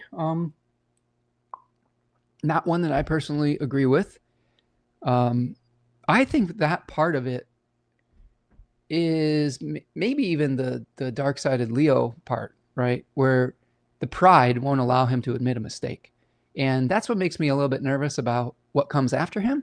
Like if for example, he isn't president anymore by the end of this year, Vance is a Leo sun and a Leo rising also, and with a scary Mars and Scorpio and some other stuff. I think he has Jupiter and Capricorn. Like, his chart's not any better. I could see an equal amount of hubris and doubling down with him in charge as well. So we'll see. Wish we could just kind of purge the whole administration, but I don't know. We'll have to see how it plays out. I will say this, friends. If you are struggling and suffering right now under what's going on and the rise of authoritarianism and all of those things, hang in there, because Pluto is moving out of bounds in the summer in the southern declination, and that has often been associated with returning of power back to the people. There's going to be about a 10-year period where Pluto is going to go in and out of bounds in the southern declination, which is historically associated with the fall of those plutocrats and return to power to the masses. So I think that there's hope on the horizon with that. We get some really interesting astrology towards the end of the summer with the eclipses, with Pluto going out of bounds, Saturn retrograde, and then Pluto going back in bounds when Saturn goes direct, but we'll get to that. Space Tiger says, I'm buried in work. All right, you. Sending a lot of love, my friend. Sending love to you too, friend. I'm glad that you're here. I'm glad that you're here. Yeah, I miss our talks. If you want to check out Andrea's work, she was actually a guest on the channel a few years ago when I was doing more guest stuff and navigating all of the scheduling things about having guests on the channel that I haven't been doing lately, but probably should again. You can check out their work as well, because really knowledgeable, really awesome person. So thanks for being here, friend. Yes, yeah, Ben says, I believe so, with Gemini. I think Gemini rising. I can't remember. Okay. Thanks, friends, for stopping. I love all the comments too. I love that we're co-creating it together. This is part of why I go live, because I want to be able to have these kind of multiplicity of perspectives while we're looking at the astrology. Let's move on to the Antares moon part of it. So here is the moon in Sagittarius I. So If Gemini 1 is feeling stuck because we are exploring so many new options and ideas that we might not have previously been open to, Sagittarius 1 is a Mercury-ruled decan in a Jupiter-ruled sign. They have this opposites. We have Jupiter face in a Mercury sign with Gemini 1. Here we have a Mercury associated with messages, communication, with speed in a Jupiter-ruled sign. Now, Mercury is exiled in the sign of Sagittarius.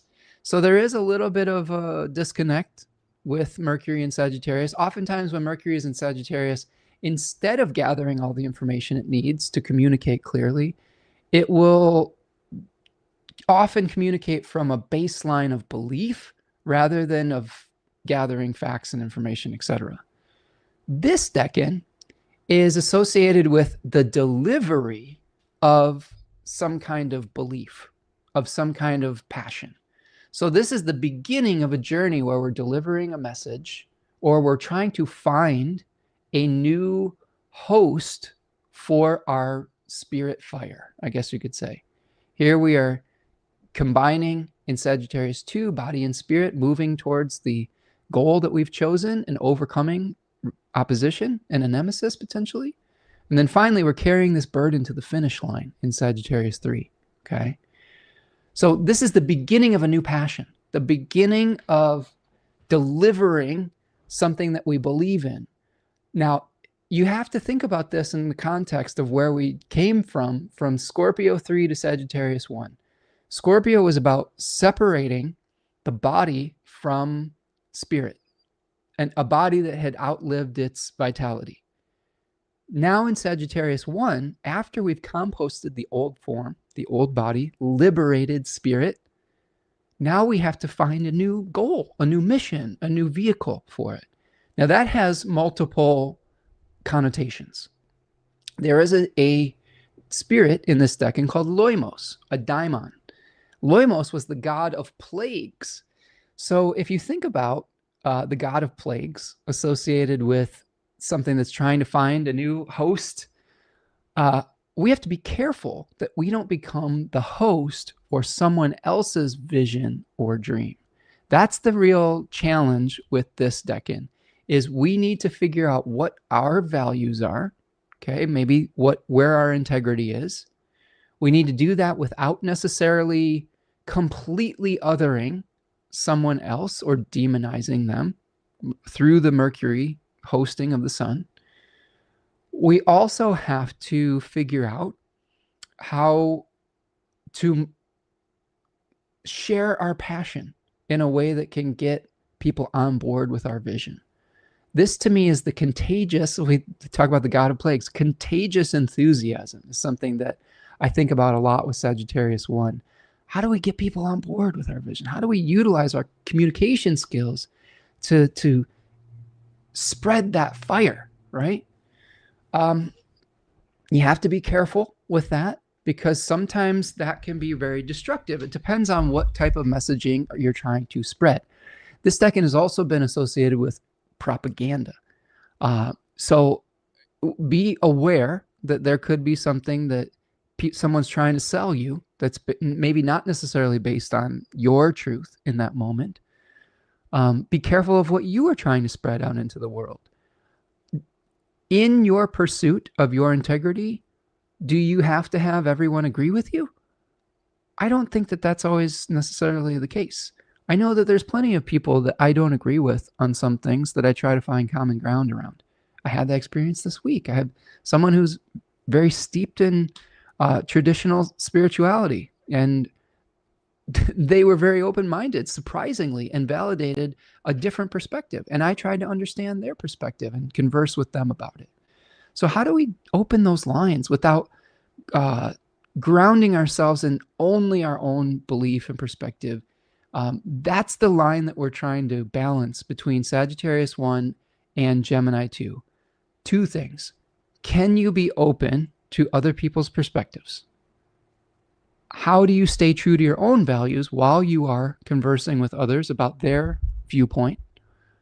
Also, the balance between the taking in of new information, of feeling stuck by that as we try to make choices and parse through what is real and what isn't, what is actionable and what isn't.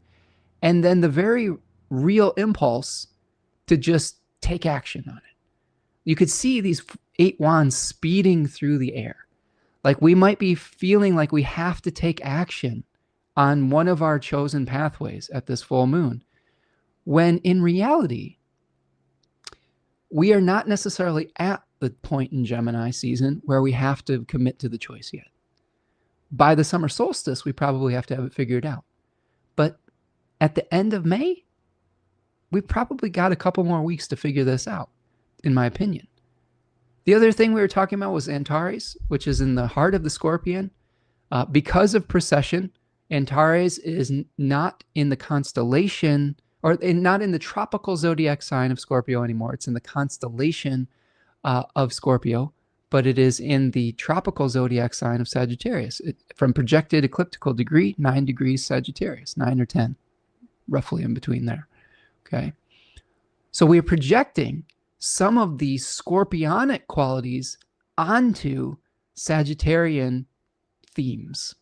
So if you think about the intensity of Scorpio and belief and the sharing of enthusiasm, then when we bring those things together, we have intensity when we're sharing our beliefs. I think about this decan and Antares. Antares can be first or second decan, depending on where you place it. I think it's close enough because it's a bright, very bright fixed star that it has a wider orb that maybe crosses over decan boundaries potentially. I think of this decan often in this fixed star with like a televangelist, where they are like just spitting fire about what they believe in. And it's so intense and it's so passionate. And it's just like, I had an experience like this last night. I was watching the new Knives Out movie. I don't remember what is it called? It's about, we're only halfway through, so no spoilers if you've seen it already. But like, we had to go to bed because it was just like, oh, this is too long. Can't get through all of it. But basically, the gist of it is a Catholic priest goes and is assigned to a small parish with a very fire and brimstone leader, Monsignor Wilkes or something like that. It's the James Brolin character. And he's just like fiery brimstone, like just destroying everything that he doesn't agree with, to specifically drive away the parishioners that aren't loyal to him or share his own perspective. And the young priest is seeing how toxic that is within the his flock, I guess you could say, and how far away from actually the teachings that he is wanting to share. So that is a really interesting example of like such passionate intensity where you feel like you have to kill everything around you to make your perspective right. And you compare that with like the energy of Gemini 3. There's a little bit of overlap with that, right? There's a little bit of overlap with that intensity that comes where we feel like we just have to feel and see the world through this black and white type of thinking. So while it may not seem like it on the surface with like mutable signs or etc., with the combination of the fixed stars and the Mercury placement, there is an intensity to this full moon that is sort of hiding beneath the surface, an intensity of trying to navigate new situations and to figure out how to stay true to our integrity while also respecting other people's rights to be true to their story and to their beliefs and to their integrity, whatever that means. Again, I don't think for us to be right, we have to necessarily make every other perspective wrong. That's a mistake that I made in studying astrology, honestly. When I first started studying traditional astrology, the natural tendency is when you start studying like Hellenistic astrology, the first impulse that a lot of people have, myself included, is finally I found the right astrology, right? Finally I found the real astrology. And in some ways there is some truth to that, because it is a very beautiful system that is based on a lot of organization, and there's a lot of synchronicity between all of the elements of it. But to make every other type of astrology wrong, I learned was a mistake, because the oracle, the divine, can speak through many, many different things. And it doesn't even have to be through planets. It can be through animals. It can be through tarot cards. It can even be through a chart that is completely divested from time. Think about that for a second.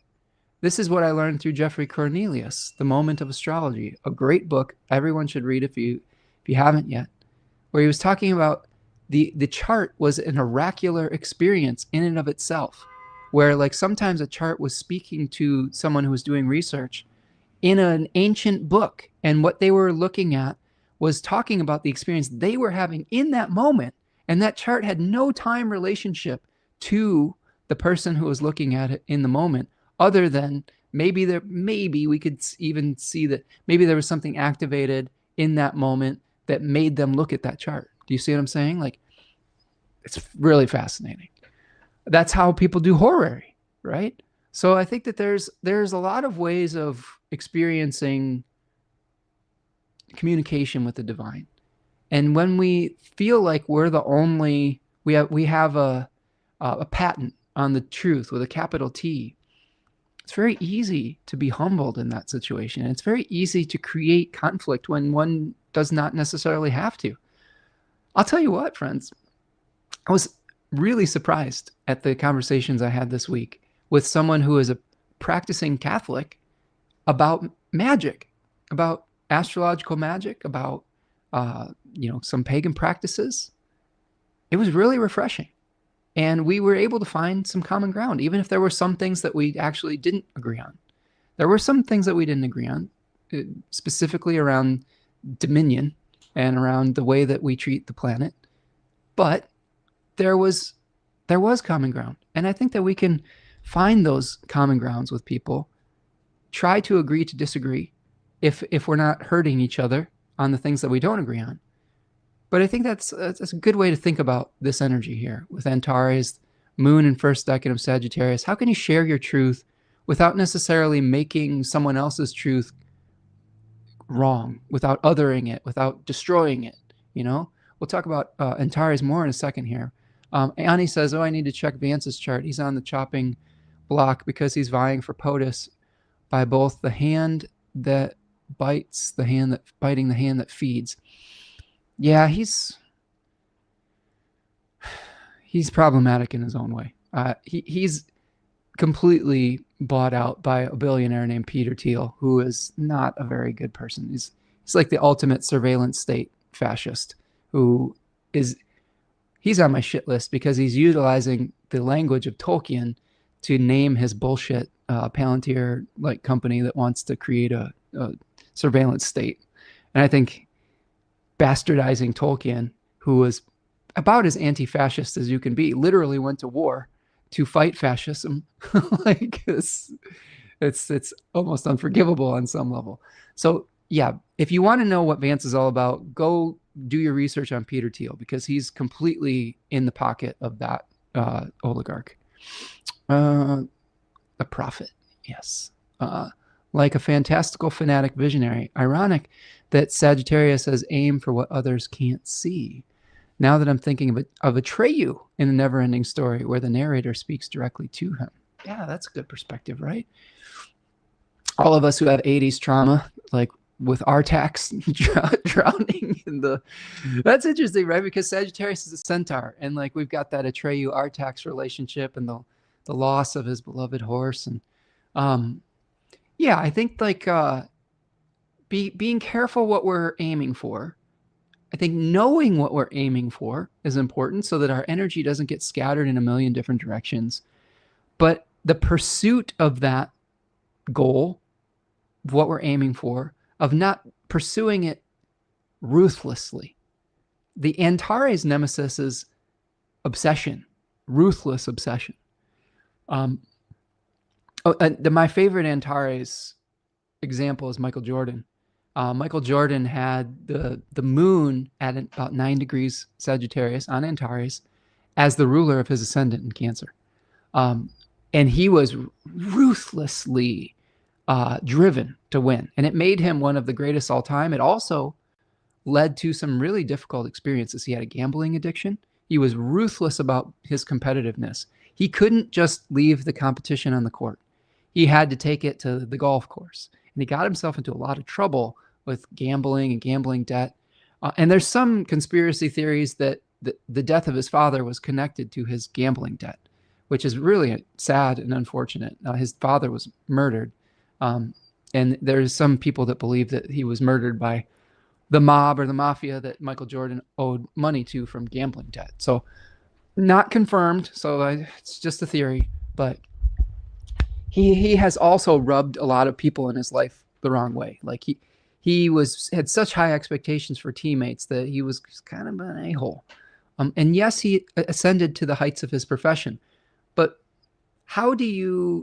that was appropriate in certain arenas, basketball arenas, that intensity, that focus. How does someone like Michael Jordan rejoin society as a quote unquote normal citizen? How does he manage that intensity when he doesn't have a basketball court to unleash that energy on? I don't know. I'm not in Michael Jordan's private life right now, but I think those are good questions to answer. And he's a good example for all of that, right? Let's see. Ani says, preach, LOL, sacred tokenomics shouldn't be tainted. Exactly. Yes. Say it louder for people in the back. Like, I really hate it when fascists co-op Tolkien language or white supremacists, co-op Tolkien language. Because, man, I'll tell you what, that guy wasn't perfect, but he was really trying to show relationship between people of different races, people of different viewpoints. He was talking about the dangers of doubling down on power, of power that consumes you, right? Not the pursuit of power. He was anti-power and consolidation of power. And to see these oligarchs, these tech oligarchs, naming everything after someone who would have just been sick to his stomach at what they are doing is, man, just the worst. But I digress. Okay, so Moon and Sagittarius I can join on Antares. Intensity, the ability to pursue our beliefs or find a vehicle for our beliefs, but without doing it in the way that will lead to a dangerous obsession. Okay, I have to remind myself of this. Like, I'm starting to get fixated on removing the asphalt in my yard to be able to achieve the vision, the passionate vision I have of a pollinator habitat, a food forest, new raised garden beds. And I will have to figure out, if something comes to me where I need to be flexible, whether I can be flexible with that vision. Do you see what I'm saying? Like, everyone has little things like that in their life where they're attached to something that they really believe in, but they might have to work with others. They may have to adjust their vision to someone else's vision. They may have to work with other people with it. They might have to see things from multiple perspectives. All of those are mitigating factors around this full moon. Now, the host of the moon is Jupiter.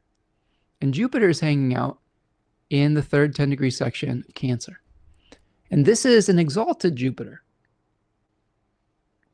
Now, one example, though, or one factor is that Jupiter is going to be in aversion to the lunation.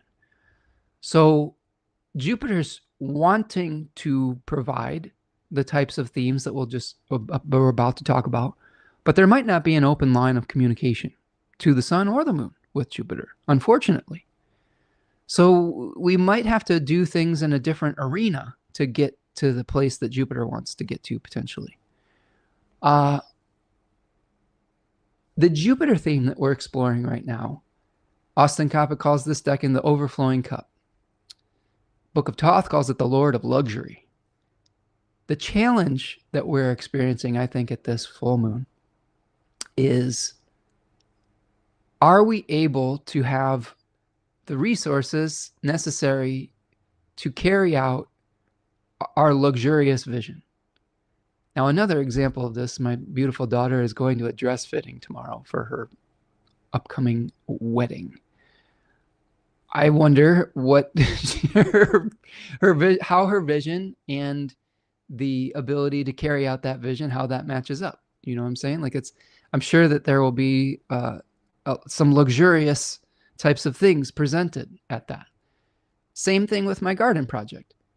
Maybe the vision that I'm trying to do, like maybe it'll be really expensive, and maybe I'll be like, I just can't afford to keep that vision going. I have to make adjustments. So what do you do if you have scarcity? What do you do if you have a surplus of something? These are the questions that Jupiter is asking. How do you take actions to bring balance to the excesses, right? Oftentimes we have a desire for things that are beyond our means.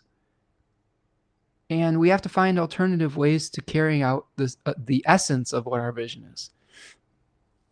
I was going through this with my daughter the other day. Like we had some talks about she had some offerings that were, I don't know, maybe straddled an ethical line that I wasn't comfortable with.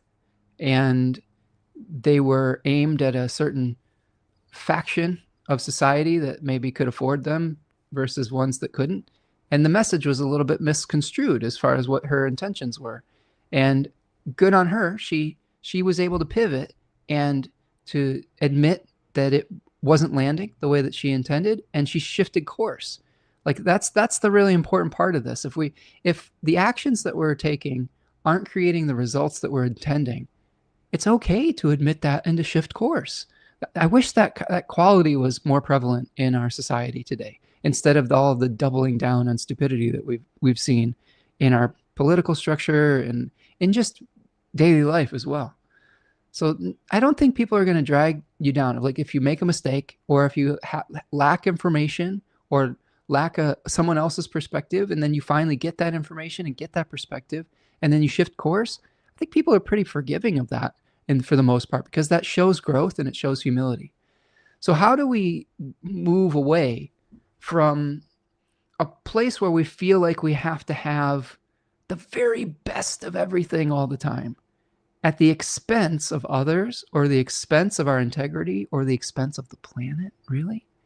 This is something that I think about a lot, is our attachment to aspirational luxury, our attachment to the illusion that the oligarch class tries to share with us, that it could be you. Like you're just one lucky break away from being one of us. And it's a lie. You know what I mean? Like it's really like betting the health of our communities and our life on this planet on the spin of the roulette wheel that is like 1 in 10 billion. Do you see what I'm saying? Like those are the odds. You're betting that you will be able to join some destructive billionaire class. And what you're wagering is clean water, forests, food, the ability to share food and all of those things with others. It's just, to me, it's insane. It's insane. So how do we start to work through the dealing with excess? How do we understand what true luxury is? How do we understand what true wealth is? These are some of the questions that Jupiter asks us too. Like these are conversations I was having with my beautiful daughters. How much is enough? What do we do when we have more than we need? How do we serve our communities in ways that we are intending that can be available to the most amount of people possible, rather than just for an exclusive set of people or an exclusive few? That's one thing that I really rail against in my work quite vehemently, is I do not enjoy hierarchies, and I don't enjoy exclusivity. I don't really enjoy like saying you can only have this information if you are of a certain wealth class, or if you're a certain this or that. This is part of the reason I sometimes struggle in my business. Like because I try to keep this available for as many people as possible. And maybe I should have some better boundaries around it, but it's really truly a part of my value system to have this information available to people who need it. And this might be a question that you're asking yourself at this full moon as well, is how do you utilize your passion, your intensity, your goals, and your vision in a way that can be shared with others rather than just be in service of your own attachment to the illusion of luxury, right? Because oftentimes what is sold to us as luxury is really just like bullshit, like complete bullshit. Like, yes, I understand that there's nice things that we want in the world every once in a while. And I'm not begrudging anybody having some nice things. I like nice things. I like good food. I like really nice food. But I also appreciate how delicious something is in its simplicity, right? It doesn't have to be from a 5-star Michelin restaurant to give me the feeling of abundance. It doesn't have to be something from, I don't know, a designer brand to be comfortable and functional and look good on my body. Do you see what I mean when I'm talking about clothes or something like that? I don't need a $300,000 vehicle to drive me from point A to point B. The essence of getting me from where I want to go to from where I am can be served in a number of different ways. So I think that if we release attachment to form and we try to get to the core and the essence of what we are doing, that can help us to work through some of the challenges of the third decan of Cancer. Okay. There are people that experience scarcity in this decan, and there are people that are experiencing great wealth and power, etc. I'm learning as someone who is recovering from a little bit of financial trauma as a young person, who saw both the abuses of wealth and the lack of it. Okay. This really weird kind of upbringing. I had one side of my family was very new money, with very flashy with their wealth. And the other side that I was mostly raised by was very like, they had Mennonite ancestors. So they were just like, you're going to wear that pair of shoes until it falls off your feet. And this is gaudy and ostentatious and gross, like this type of living. And that dialogue was going back and forth between my parents, who were divorced since I was 2, for my entire life. So I tried to straddle this line for a long period of time. And what I've learned is that the more we can share what we have with others, the more we're going to facilitate goodwill. I think sharing is something that really eliminates a lot of conflicts in our life. You know, like when we hoard, when we take, when we fear others taking from us, we facilitate conflict. We facilitate ill will. And it really just doesn't have to be that way. Even with what you have to offer is modest. Sometimes it's just the ability to talk with somebody. I think I've talked about it in the past, but the house next to me is a place that houses people who are reintegrating into society and from being incarcerated. And a lot of times the people there are struggling with some really challenging mental health type of episodes and things like that. And there's a young gentleman there that is a little bit of a chaos demon, but he is endearing, and I've got a soft spot for him now. He recently got in a car accident, like his motorcycle, he ran his motorcycle into a truck or something. And he was kind of expressing some real challenging thoughts about staying incarnated on this planet. And I just was like, man, listen, if you ever need to talk to somebody, just if you ever need like a shoulder to cry on, whatever it is, just come over and knock on my door, and we'll talk it out. And even something as simple as I'm willing to take a half an hour out of my day to hear what you're going through and be present for you. You can't imagine what kind of a gift that can be for people, how valuable even something as simple as just your presence can be for somebody. So a lot of times when I see people that are thinking about, they are worried about what they have to give or that they don't have enough. You always have something to give. If you don't have enough resources, sometimes you're wealthy in time. If you don't have a lot of time, sometimes a physical donation is, or something like that, is important. Like, let's say you have more food in your garden than you need, sharing that with your neighbors. Sometimes you have some wisdom that you want to share with somebody that you've learned from your own experience, even if it's from experiencing suffering. That can be shared with other people. So many different ways to share in abundance. Sometimes it's just a hug. Like, it's just so simple. And we really overcomplicate what it means to be wealthy. And I think that really asking those tough questions around that can really lead us to the real truths of this decan, is that we all have the ability to cultivate abundance and wealth in some area of life and share it with others. And you share without expectation. You give what you have to give, and then be open to receive however the cycle of reciprocity comes to you. Okay? Like I was, for example, the other day, like I was talking to my neighbor, and he needed someone to help him show his apartments. Like, so, he asked me for help doing that. I have plenty of time. I live right next door, and I'd love to meet people and talk to people. So I offered that service. And he was able to like show me how to fix things in my own house. You never know how the cycles of reciprocity can function when you give what you have to give, right? All right, let me see. Ani says, Gemini, I'm thinking about the luxury of clean air, 4 cups, clean water. AI is destroying both as the wealthy put data centers in the poorest represented backyards. I mean, yes. I mean, if we want to do our weekly AI rant, we can. Because, yes, that is the greed of the oligarch class taking and extracting at everyone else's expense. So if you've been a regular here in the show, you know my thoughts on that. And the reps are selling them out. Absolutely. We need to keep talking about it. Ani says we could still give nice things. No need to be greedy and then blame China. Right? Exactly.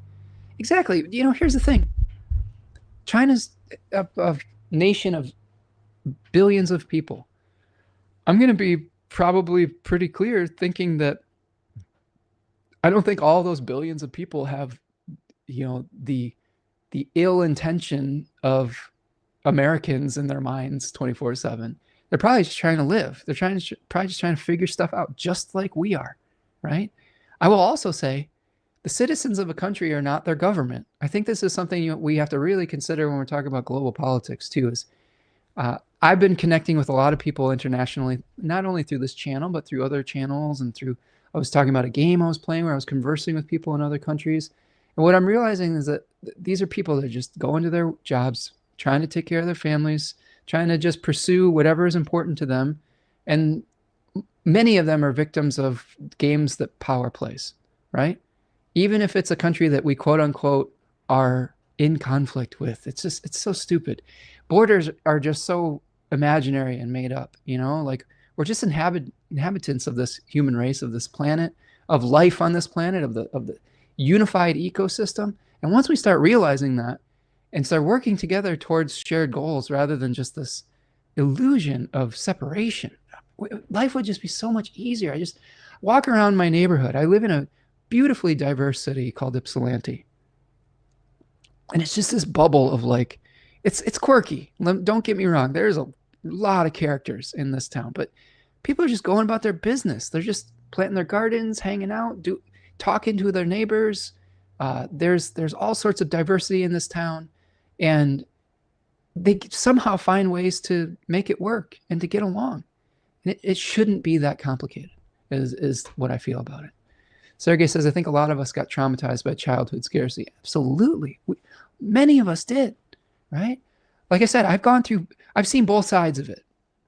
I had times in my childhood where one side of my family spoiled me rotten. Like as an only child, the oldest of all the grandkids, I was like the special little guy. But I had the misfortune of going and getting spoiled by one family and then coming back after visiting that family and getting like eviscerated for it. You know what I mean? Being like, ugh, I can't believe they got this for you. And like, that's trauma in and of itself. Do you know what I'm saying? Like, it makes you feel like you're not worthy of anything on some level. So there's a lot of push and pull with that, even if you've experienced both sides of it. And then there was times where my dad and I struggled, where he was really struggling to make ends meet as a single parent for a number of years. So it's a lot of us has gone through this, whether we've seen the dangers of excess or the challenges of not having what we need. That's why there's so much wisdom and balance and in finding the middle path. I really am a believer in the middle path. We don't want to completely reject the types of resources that we need to live a happy and healthy life. It's not evil to like make money. It's just evil to hoard money and not share it with others at the expense of all other life on the planet. That is evil, right? And I think that when we start to realize that all of us are trying to go through and figure this out, it makes the solutions, I think, a lot more readily apparent. And I will say this too. I was watching I thought this reel came up on Instagram or something like that with a guy on the Daily Show. He's an actor that was in Inside Chinatown. I don't remember his name exactly, but look up that movie, and he's on the Daily Show a lot. And he was being asked whether, since he's a public figure and does like political commentary as a comedian, does he get a lot of like blowback and pushback like you get online with people in person? He's like, you know what? The internet is just its own asylum, was the word he used. Because he's like, in general, when I meet people in person, they are really nice. Like, yes, we don't always agree on everything. But when you talk to people face to face, it is so much different than this echo chamber, right? This thing that this organism that encourages us to see the worst of society, or to feel empowered to say the worst things in the back of our mind that we wouldn't ever say to people face to face, when we see the humanity behind someone, when we make them a real person and not an idealistic concept behind a series of ones and zeros. That's so important. And for us to be able to balance alternate perspectives and our own belief systems at this full moon in Sagittarius, you got to just go talk to people. Go talk to people in real life, not online. I love that you're here talking with us online. I think that there is value to that, because we've cultivated some real kindness and openness in this particular chat and community. But go talk to your neighbors in person. Go have a conversation with someone IRL, in real life. See if you can find common ground with them. Look and see the humanity in their eyes. See what their struggles were. Like the conversations I had with my neighbor this week were really enlightening, because I learned a lot about their struggles with some similar family challenges that I had no idea about. And I found a newfound compassion and perspective for them. So you never know what will come up when you can see the real person behind whatever the screen is. Javier is here, says, hope everyone's well. Nice to see you, Javier. Hope you're doing well, my friend. Okay. So that's Jupiter in aversion to the moon, attempting to figure out how to deal with luxury versus scarcity. So let's put the whole story together here now. Let's put the whole story together. So let's put this on stage. And we've got, so follow me for the summary of the full moon. The sun in first decan of Cancer is encouraging us to explore our options. We might be feeling up to this point a little bit stuck by all the directions that we have to go in. Mercury hosting the sun might be encouraging us to make a hard line choice by potentially encouraging us to see things in high contrast, by seeing our way as the only way and the other way is wrong. And we're having to balance that out and make what feels like we have to make an ultimatum or a difficult choice in the moment. The moon is in the first decan of Sagittarius, looking for a host for our passion, that is looking for a vehicle to take these ideas and make them real. There is a transference of light from Neptune to Saturn, taking the idealism or the delusion and then coming into contact with the reality of it and concretizing it into something real. In the background, the Venus-Jupiter conjunction is starting to apply between Venus and Jupiter. Eventually, it will come together in the last degrees of Cancer, where we're having to understand what to do if we are trying to bring balance to something that is either excessive in our life through either pursuit of luxuries that are out of our grasp, or through being able to uplift others if we have more than we need. How do we support others' dreams and become balanced in the way that we deal with the resources that we do have? So all of those things are going to be playing out, right, in the full moon experience. Now, I'm going to take a little stretch again, and then I'll take you very quickly through the next couple of weeks, and then we'll wrap for the day. And we'll do our I-Ching, and we'll do our animal. So stretch your legs out. Okay, subscribe to the channel if you're here. Thank you so much for continuing to show up each week, and for your participation, for your kindness, for your ability to see things from a new perspective, for the support, for those of you who have been able to support both materially and in likes and subscribes. All of it is good, and I appreciate all of it. Thank you just for being here and listening. Even if you're listening after the fact, thanks for continuing to engage in this work that I do here. Take care, Ani. We'll see you the next time, friend. Okay. So as we see the full moon experience unfold, if you want to deep dive into this, go look at the astrology of June, because these are going to be basically the first 2 weeks of June reviewed in the context of the full moon. So the first day after the full moon, Mercury moves into Cancer. What does that mean? How is this story going to unfold? We spent 2 hours breaking down what is required of us at the full moon. Once Mercury moves into Cancer, the two things happen. First of all, we have the shift between, we have the sun entering into the second decan of Gemini, which is related to having difficulty making that choice of reconciling the two different directions that feel very polar. The other thing that's going on is Mercury is going to be hosting the sun and Uranus, I guess in this case as well. So a lot of our thoughts are going away from othering the choice that we don't want to make and moving towards how do we nurture the thing that we did choose into its fullest form. So after the full moon, you might have made a choice. You might have said, yes, I do want to pursue this particular thing. Now, a lot of our conversations could be directed towards how do we protect that? How do we nurture it to its fullest potential? That could be something that we're going through with Mercury moving into Cancer. All right. Now, as Mercury moves into Cancer that same day, the first aspect from the full moon is perfecting. So the first aspect is an opposition from the moon in Capricorn at 1 degree to Mercury in Cancer at 1 degree of Cancer. So the moon is going to be moving into a sign after it is released from the bond.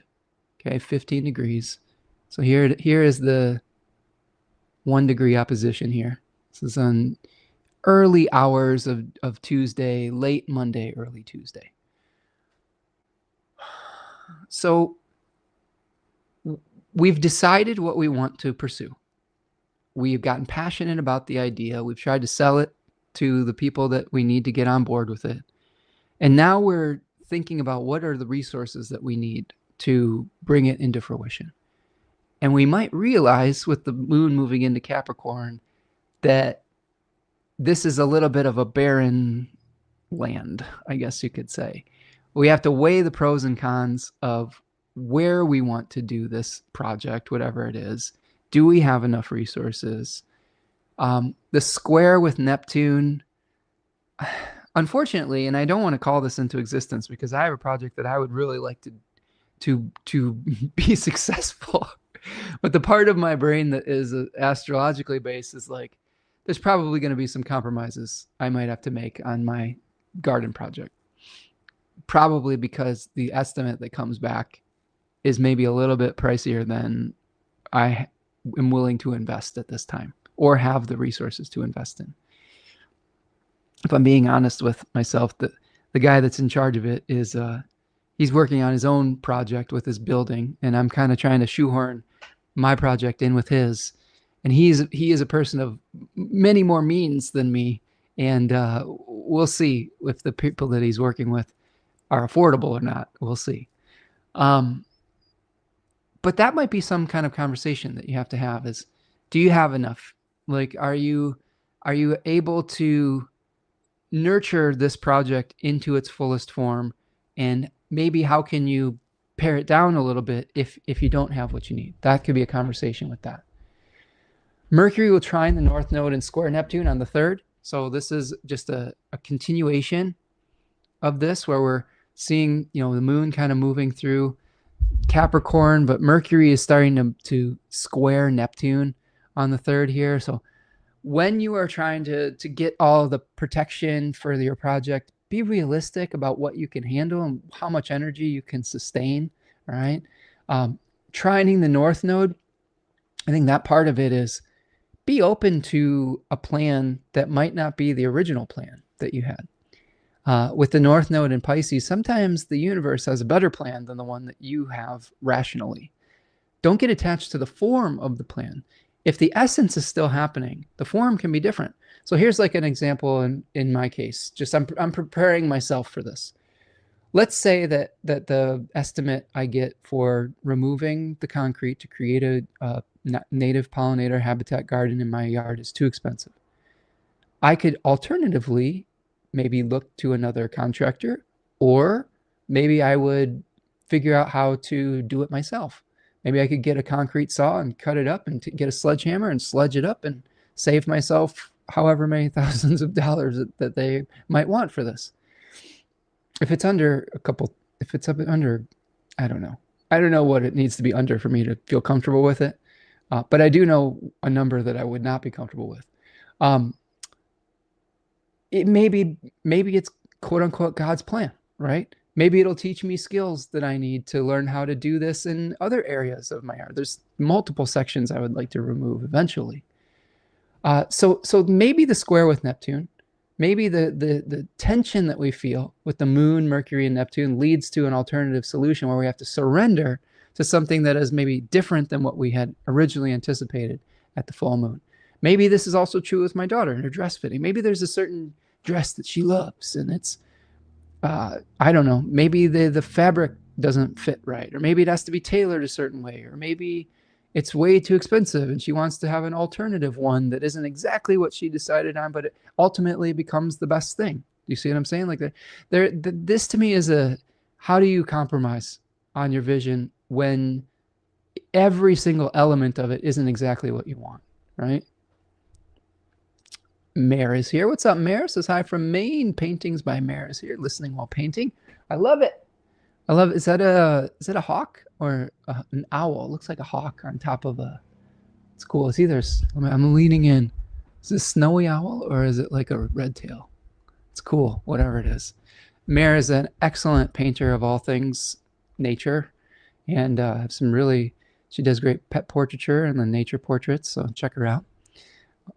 I hope that we're inspiring something glorious today. Okay. Here is another thing about the narrative version of this, okay? We can talk about one slice of the pie, right? One chapter of the story with the full moon.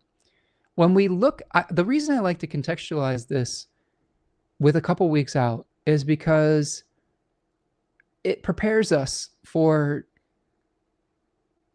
disappointment. I don't know if that's the right word. It just prepares us in general for other challenges that will come up.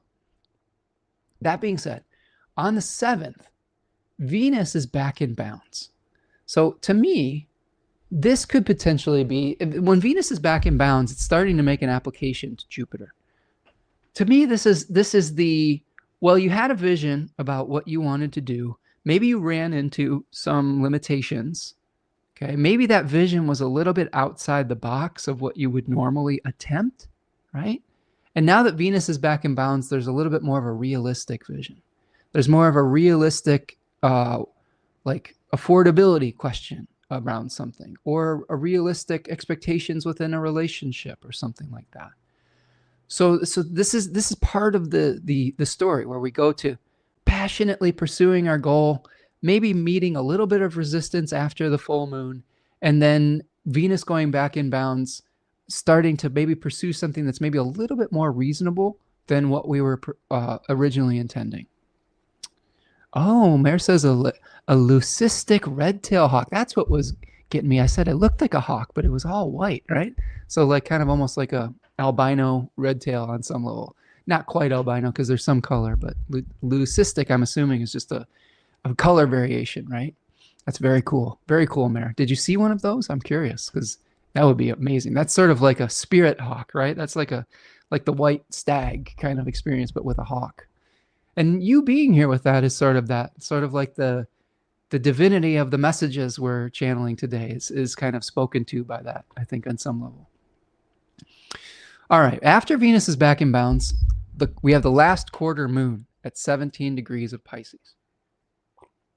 So this is the point in the narrative, in the story. Okay, let's go to the 8th. Let's see it. Here it is. Let's make it exact. All right, 17 degrees of Pisces, squaring the 17-degree Gemini sun. Now remember, one of the ways that we analyze, that I analyze, other people analyze, sun-moon relationship is the moon is like the music box cylinder that is striking the notes of other planets, is collecting the light of the sun, trying to bring it into physical manifestation. So if we know that we have to look to the sun for the intentions that we're trying to manifest, or the experiences that might be spotlighted, even if we're just not thinking in a perpetual growth mindset that late stage capitalism would love to have us think about so that it can continue to profit off of our labor. But I'll just throw little digs in there every once in a while, just so you know that that's how I feel still. I digress. With the 17-degree Gemini placement, there's two things that stand out to me about this last quarter moon. First of all, last quarter moons in general, reducing the qualities of the moon to achieve the goal of the sun. When the sun's moving through Gemini 2, we might be feeling a lot of tension between pulled in two different directions. There are two things that we're trying, or multiple things. It doesn't have to be two, it could be more than one, that we just can't possibly reconcile. It's like we really want to do this, but there's this other thing, and and then we're just sleepless nights around it. I think that what we release with the moon at 17 degrees of Pisces is we are releasing overconfidence.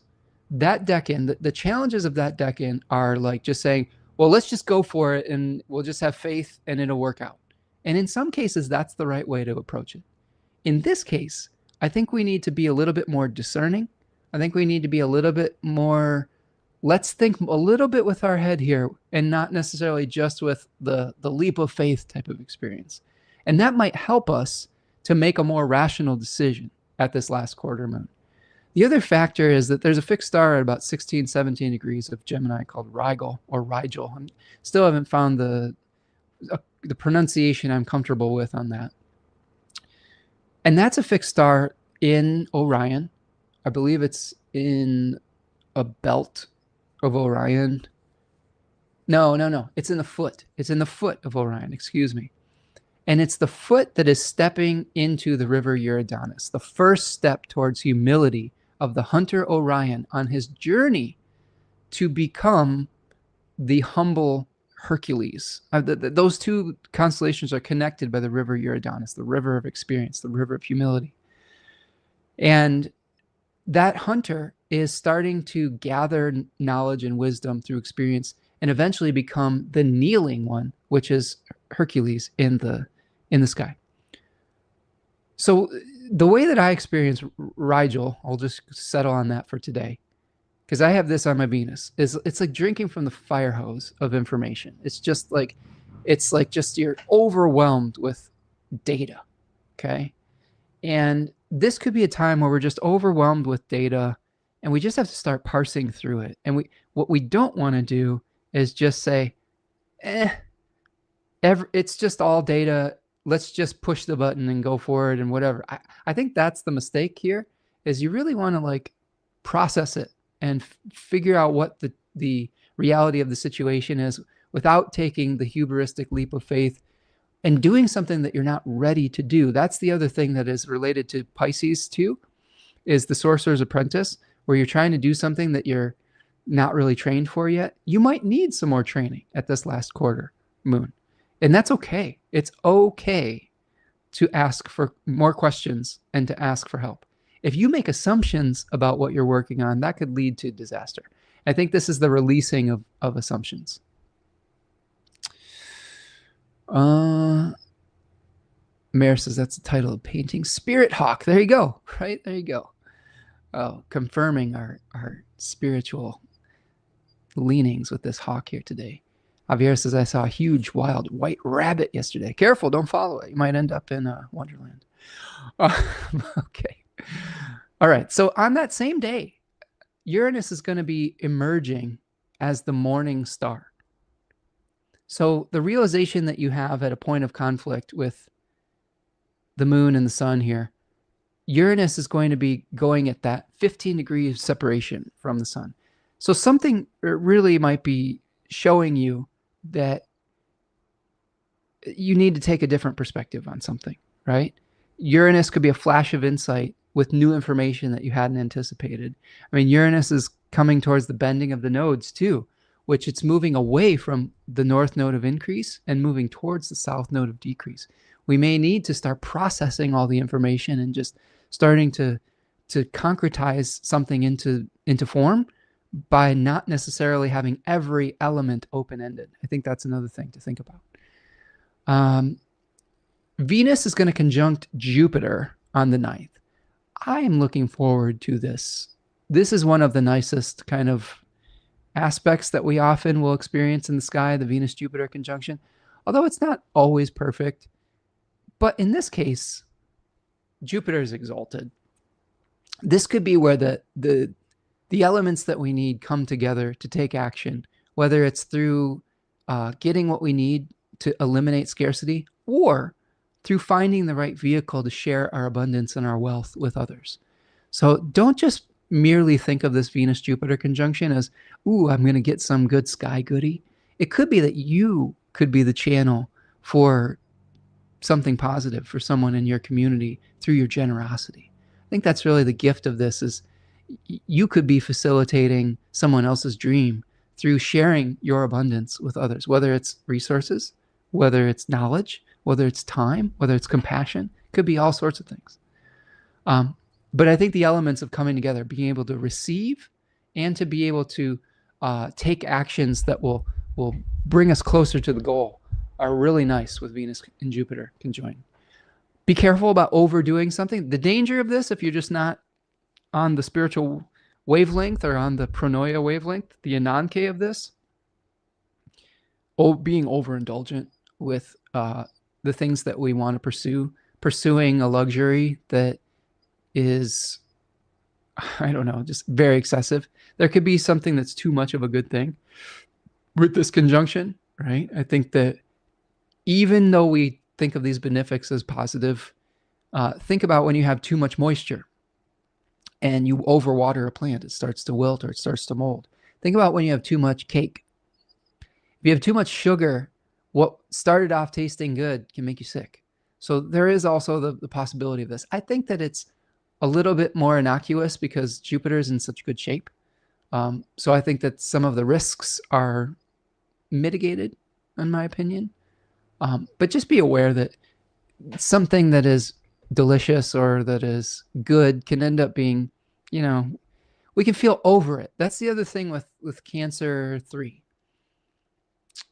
It is the ultimate satisfaction of a physical need, an emotional need.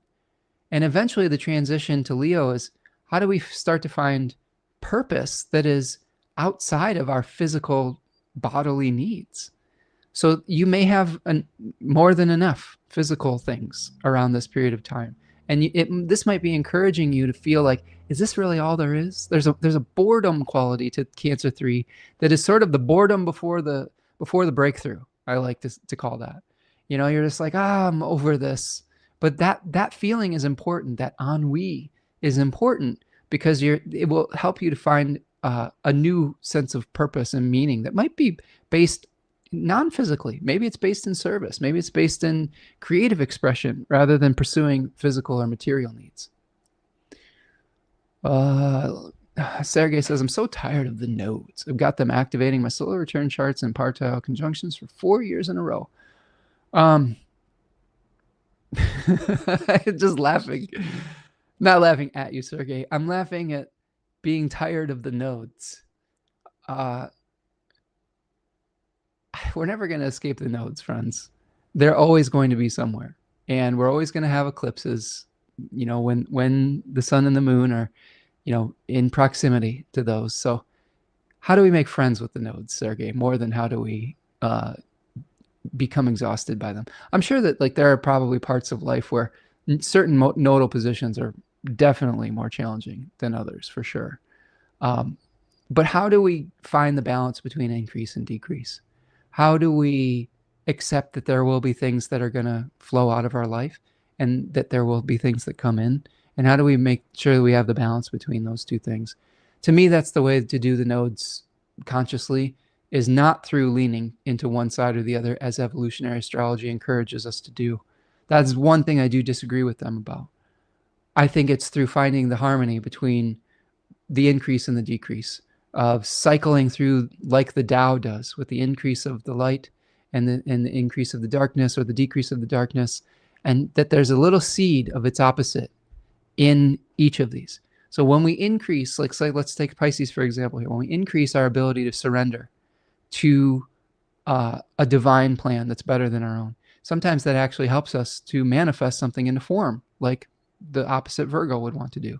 When we release our attachment to form, like the South Node in Virgo is asking us to do, sometimes it helps us to bring the essence of what we are desiring into form. Do you see what I'm saying? Like, I think that there's ways to find that middle ground. Not easy. And come back to me, Sergey, a few months from now, once the nodes have switched to Aquarius and Leo, which are angular for me because it might be more painful. I'm going to have the South Node moving through my first house and the North Node in my seventh. So we'll see. but yeah, it's all about balance, my friend. Javier says, I won't stop pursuing the white rabbit. I just left Wonderland. Oh, okay. Says, I just left Wonderland, not buying a return ticket. Good. Okay, good. So you're not chasing that white rabbit anymore, Javier. Good. Sergey says, yeah, I don't know. Decrease of ascendant, Sun, Mercury, Venus, all sound bad to me. Maybe it's just decrease of attachment to the things that those represent, you know? Maybe through learning non-attachment, it brings you closer to a spiritual truth that alleviates anxiety, right? So I'm assuming you have South Node stuff on Virgo, maybe? To me, that is the release of anxiety around form. When we're not attached to form anymore, we have a lot less anxiety about how perfect that form has to be, of the details of that form. So I think that, yeah, and as Return to Sender, welcome friend, says there's always a silver lining. There really is. There are certain things in life that are just unmitigatedly awful, but it's rare to be able to find that type of suffering. Although you could even make an argument that in the suffering, it allows us to have compassion for the suffering of others. So I do agree with that statement. And I love your red-winged blackbird that you have here, Return to Sender. Thank you for your comment here today, friend. Okay, a couple more things. Mercury is going to square Saturn on the 10th. And this is going to be the beginning of Mercury's malefic enclosure. So we just went through a malefic enclosure of Venus.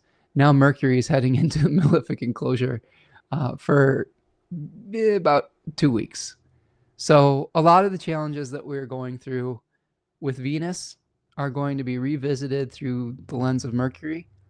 Communication within families, communication as far as how to protect something that is sacred to us. I think that's something that could be having a lot of pressure put on by Saturn and Aries, the need to state our own value system and to strike out independently with a new start. And then with Mars making a sextile from Taurus just the disruption of our routines. If I was, I've been telling a story about a gardening project. This to me could be the Mercury malefic enclosure, the disruption of daily habits and routines. Like I have the moon in Taurus and I like to be peaceful in my environment. I could see this being, even if my project dream is successful, there's going to be some construction in my backyard that could be noisy and disruptive of my daily habits and routines. If we want to remove concrete in our backyard, that might require like construction equipment in my backyard, which would be weird and awkward and noisy. That might be just the type of thing that we're experiencing with Mercury in malefic enclosure, even if it's in service of something that you're trying to pursue. The walled garden sort of being pierced by these malefic planets. Yeah, there you go, friend. Okay. Sun in Gemini 3 on the 10th also. This is another point in time where we're shifting. Remember we talked about Gemini 3 with the black and white thinking with the high contrast. Just be real careful about having to other someone or something. It will shine a spotlight on what we can sustain and what we can't. I think that's the less negative interpretation of it, is saying this is pursuable and this isn't. And the sun is shining a big spotlight on that.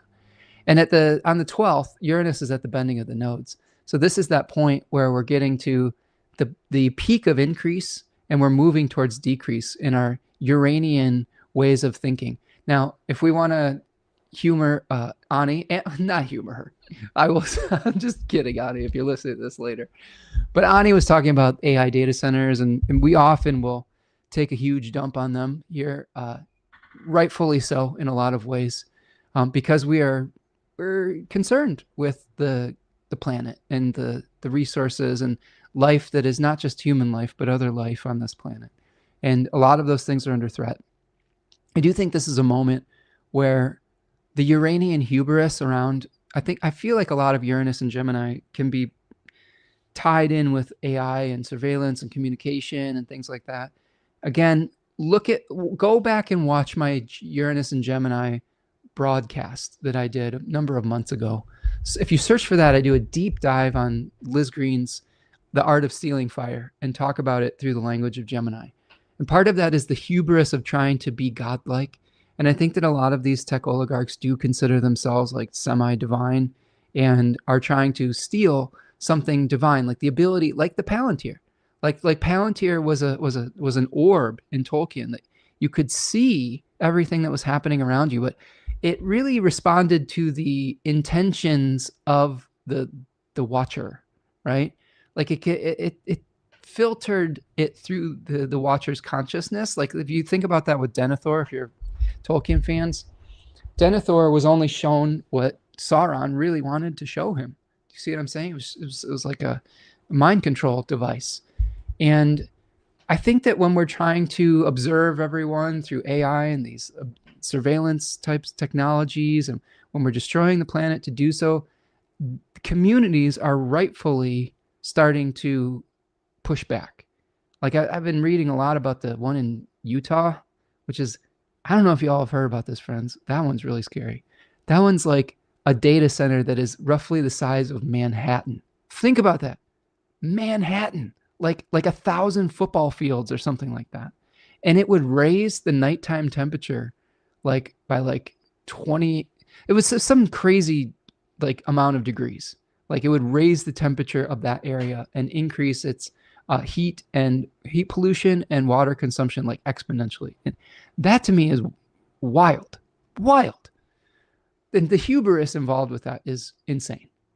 So maybe this is a turning point where we start to make progress in bringing some sanity back to that type of thing. I don't know what that looks like. Maybe it's some legislation finally regulating these things, because they're unregulated at this moment in time. And even when communities are voting against it, these companies are still putting them in at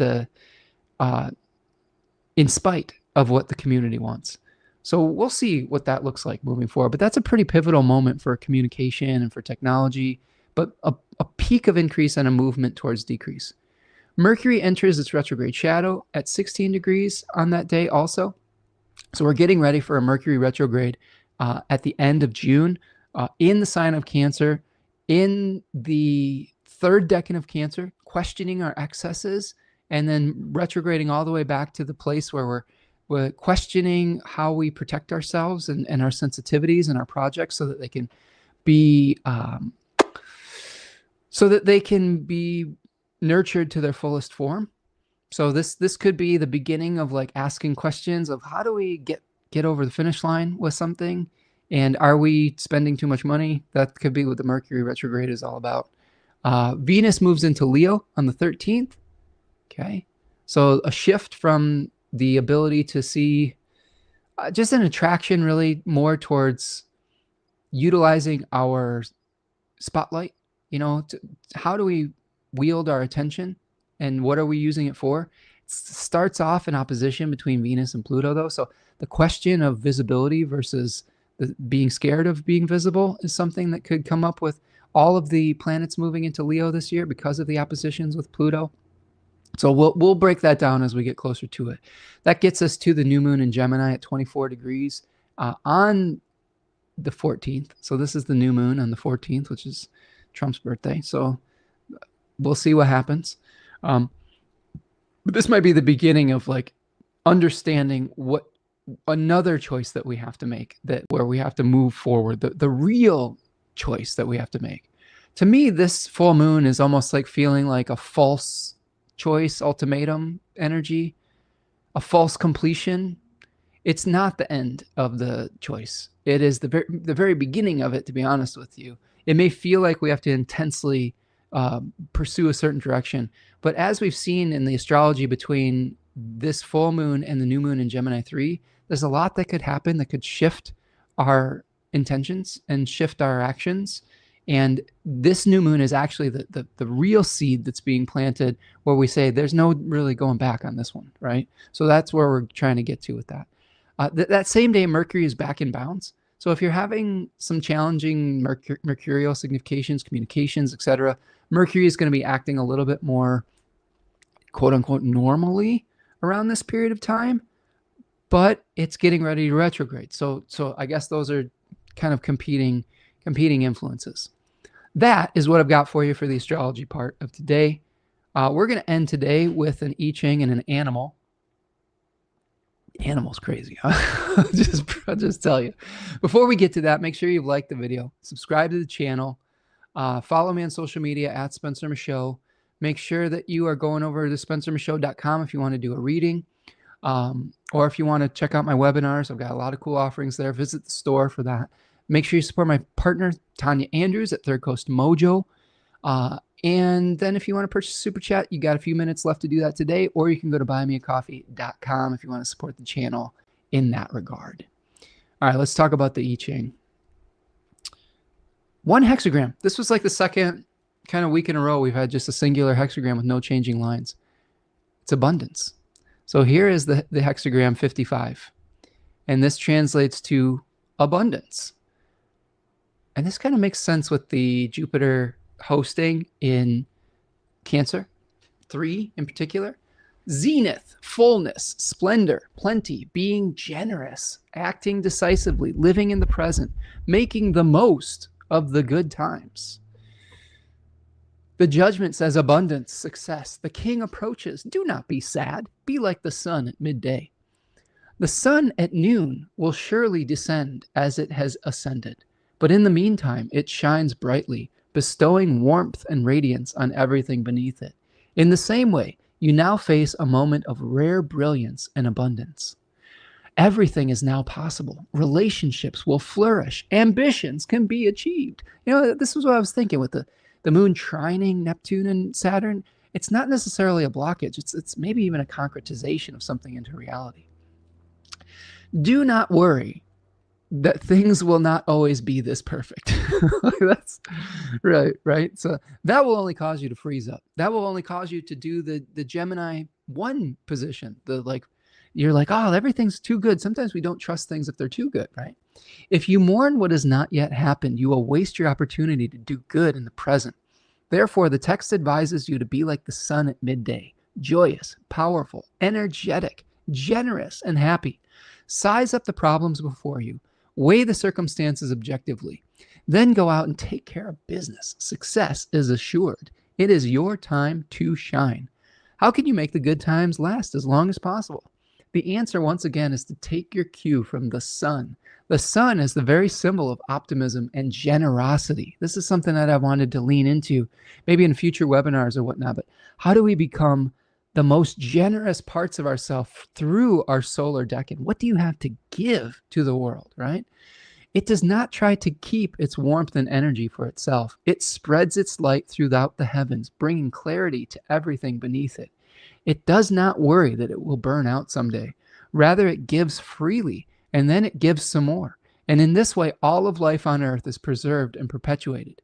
In the same way, it is time for you to be open, generous, and magnanimous. Like the sun, do what you can to illuminate the world around you and make your fellow creatures warm and happy. If you want to perpetuate the good times, share your bounty with others. Do not worry about gain or loss or about whether you have enough in the future. If you try to hog all the benefits for yourself, you will cut yourself off from others. People will envy you and refuse to cooperate with you. If you become fearful and obsessed that people are trying to take things from you, you will drain your energies and squander your opportunities. As a result, the good times will pass all the more quickly, and no one will be there to help you or your downward slide or on your downward slide. On the other hand, if you share your good fortune with others, they will rejoice in your success and work with you to keep things moving forward. And you, in turn, will be renewed and stimulated by their goodwill and cooperation. Oh man, I love that. I mean, it really speaks to the generosity inherent in the host of this moon, Cancer 3. And again, I will encourage you to think about the abundance that you have to give, not necessarily just in terms of material wealth as a capitalist society, utilitarian society trains us. There's so many intangible things that you have to give, which sometimes it's just a compassionate heart. Sometimes it's just a shoulder to cry on. Sometimes it's your time. Sometimes it's your effort and your energy. There's so many things I know that every single one of you have to give. So how can we tap into that as a community? How do we uplift one another through sharing our unique genius or what we are abundance in? So that is the hexagram. Abundance, no changing lines. I love it. Now this animal, I haven't gotten this before. And it's really kind of a contrast. We'll see if we can look through it. This is the Jersey Devil. Now, since I've started pulling random numbers from, you've started using a random number generator for my book, Animal Frequency, Bibliomancy. Since I started doing that, instead of just flipping through, I've gotten a lot more mythological animals. This book has native animals, the current animals, domestic animals, wild animals, but it also has mythological creatures. And the Jersey Devil is one of those. All right, so let me read to you this, because this is a really fascinating story, and we'll see if we can parse this out. According to legend, the Jersey Devil is a cryptid creature that lives in the pine barrens of southern New Jersey. Now, the picture that I've chosen here was the actual illustration from 1909 when they were reporting on this. Okay, so keep that in mind, because I have some thoughts about what this might be. Excuse me. It has the head of a goat with horns, red eyes, small arms with claws, cloven hooves, wings like a bat, a forked tail, the body of a kangaroo. So this is like a real chimera on some level. Very, maybe kind of Gemini coded, right? The legend says that in 1735, a woman named Mother Leeds found out that she was pregnant with her 13th child and swore it would be the devil. The child was born on a stormy night. At first, it looked like a normal baby, but then transformed into a beast. It killed the midwife and then flew up the chimney. After circling the village, it flew into the pine trees. It was said to emit a blood-curdling scream and could bark. Since its birth, it has destroyed farmers' crops, poisoned the water in the area, killed livestock, and would appear before ships wrecked along the New Jersey shore. This animal has talents for creativity, curiosity, evasiveness, fearlessness, flight, indestructibility, invisibility, moving through the shadows, nocturnal, open-minded, practical, quick reflexes, shyness, and strength. Challenges, arrogance, right? We have the arrogance that sometimes can come through Antares was saying it's my way or the highway kind of thing. Belligerence, destructiveness, impracticality, intimidation, unpredictability. When Jersey Devil appears, it means that you are fearless in the face of adversity. You have an inner strength you rely on to achieve what you want out of life and to get you through difficult situations. Jersey Devil has quick reflexes. It can be invisible to humans and moves silently through the shadows. You also rely on your quick wit and reflexes to get you out of tight spots. You can become invisible to others when it suits your needs, hearing what you need to know without others being aware of your presence, and you easily move from within the shadows if necessary. These qualities make you a great detective, whether or not it is your career. When confronted, you have your own knack of evading questions you don't want to answer and are able to hold your own if someone is antagonizing you. It is easy for you to turn a negative situation into a positive one because you are connected to the universal flow. People see you as a quiet but powerful person who gleans great insights from little things that go often unnoticed by others. You may enjoy flying, hang gliding, rappelling, or other outdoor sports. This animal can assist you when you need to move quickly or change directions at a moment's notice. You tend to be practical, handy, and creative. If something needs to be fixed, you take on the task instead of waiting for someone else to do it. Jersey Devil can help you be more open-minded and not locked into one train of thought. I love that for the Gemini portion, kind of mitigating maybe the obsessiveness of the moon in Sagittarius. It has a curious nature, but is shy about being seen, so it prefers the nighttime over the daylight. Jersey Devil can help you overcome any destructive behaviors that you may have been making by making you more aware of those actions so that you can change them. Jersey Devil warns against being too unpredictable, intimidating to others, and arrogant about your accomplishments. Okay? So you don't want to be too overbearing at this full moon. Now, one theory that I saw postulated about the Jersey Devil with other forms of research is that this was an animal that was visiting them that they had never had an experience with, potentially. And the animal that most of these folks were pointing at was a crane.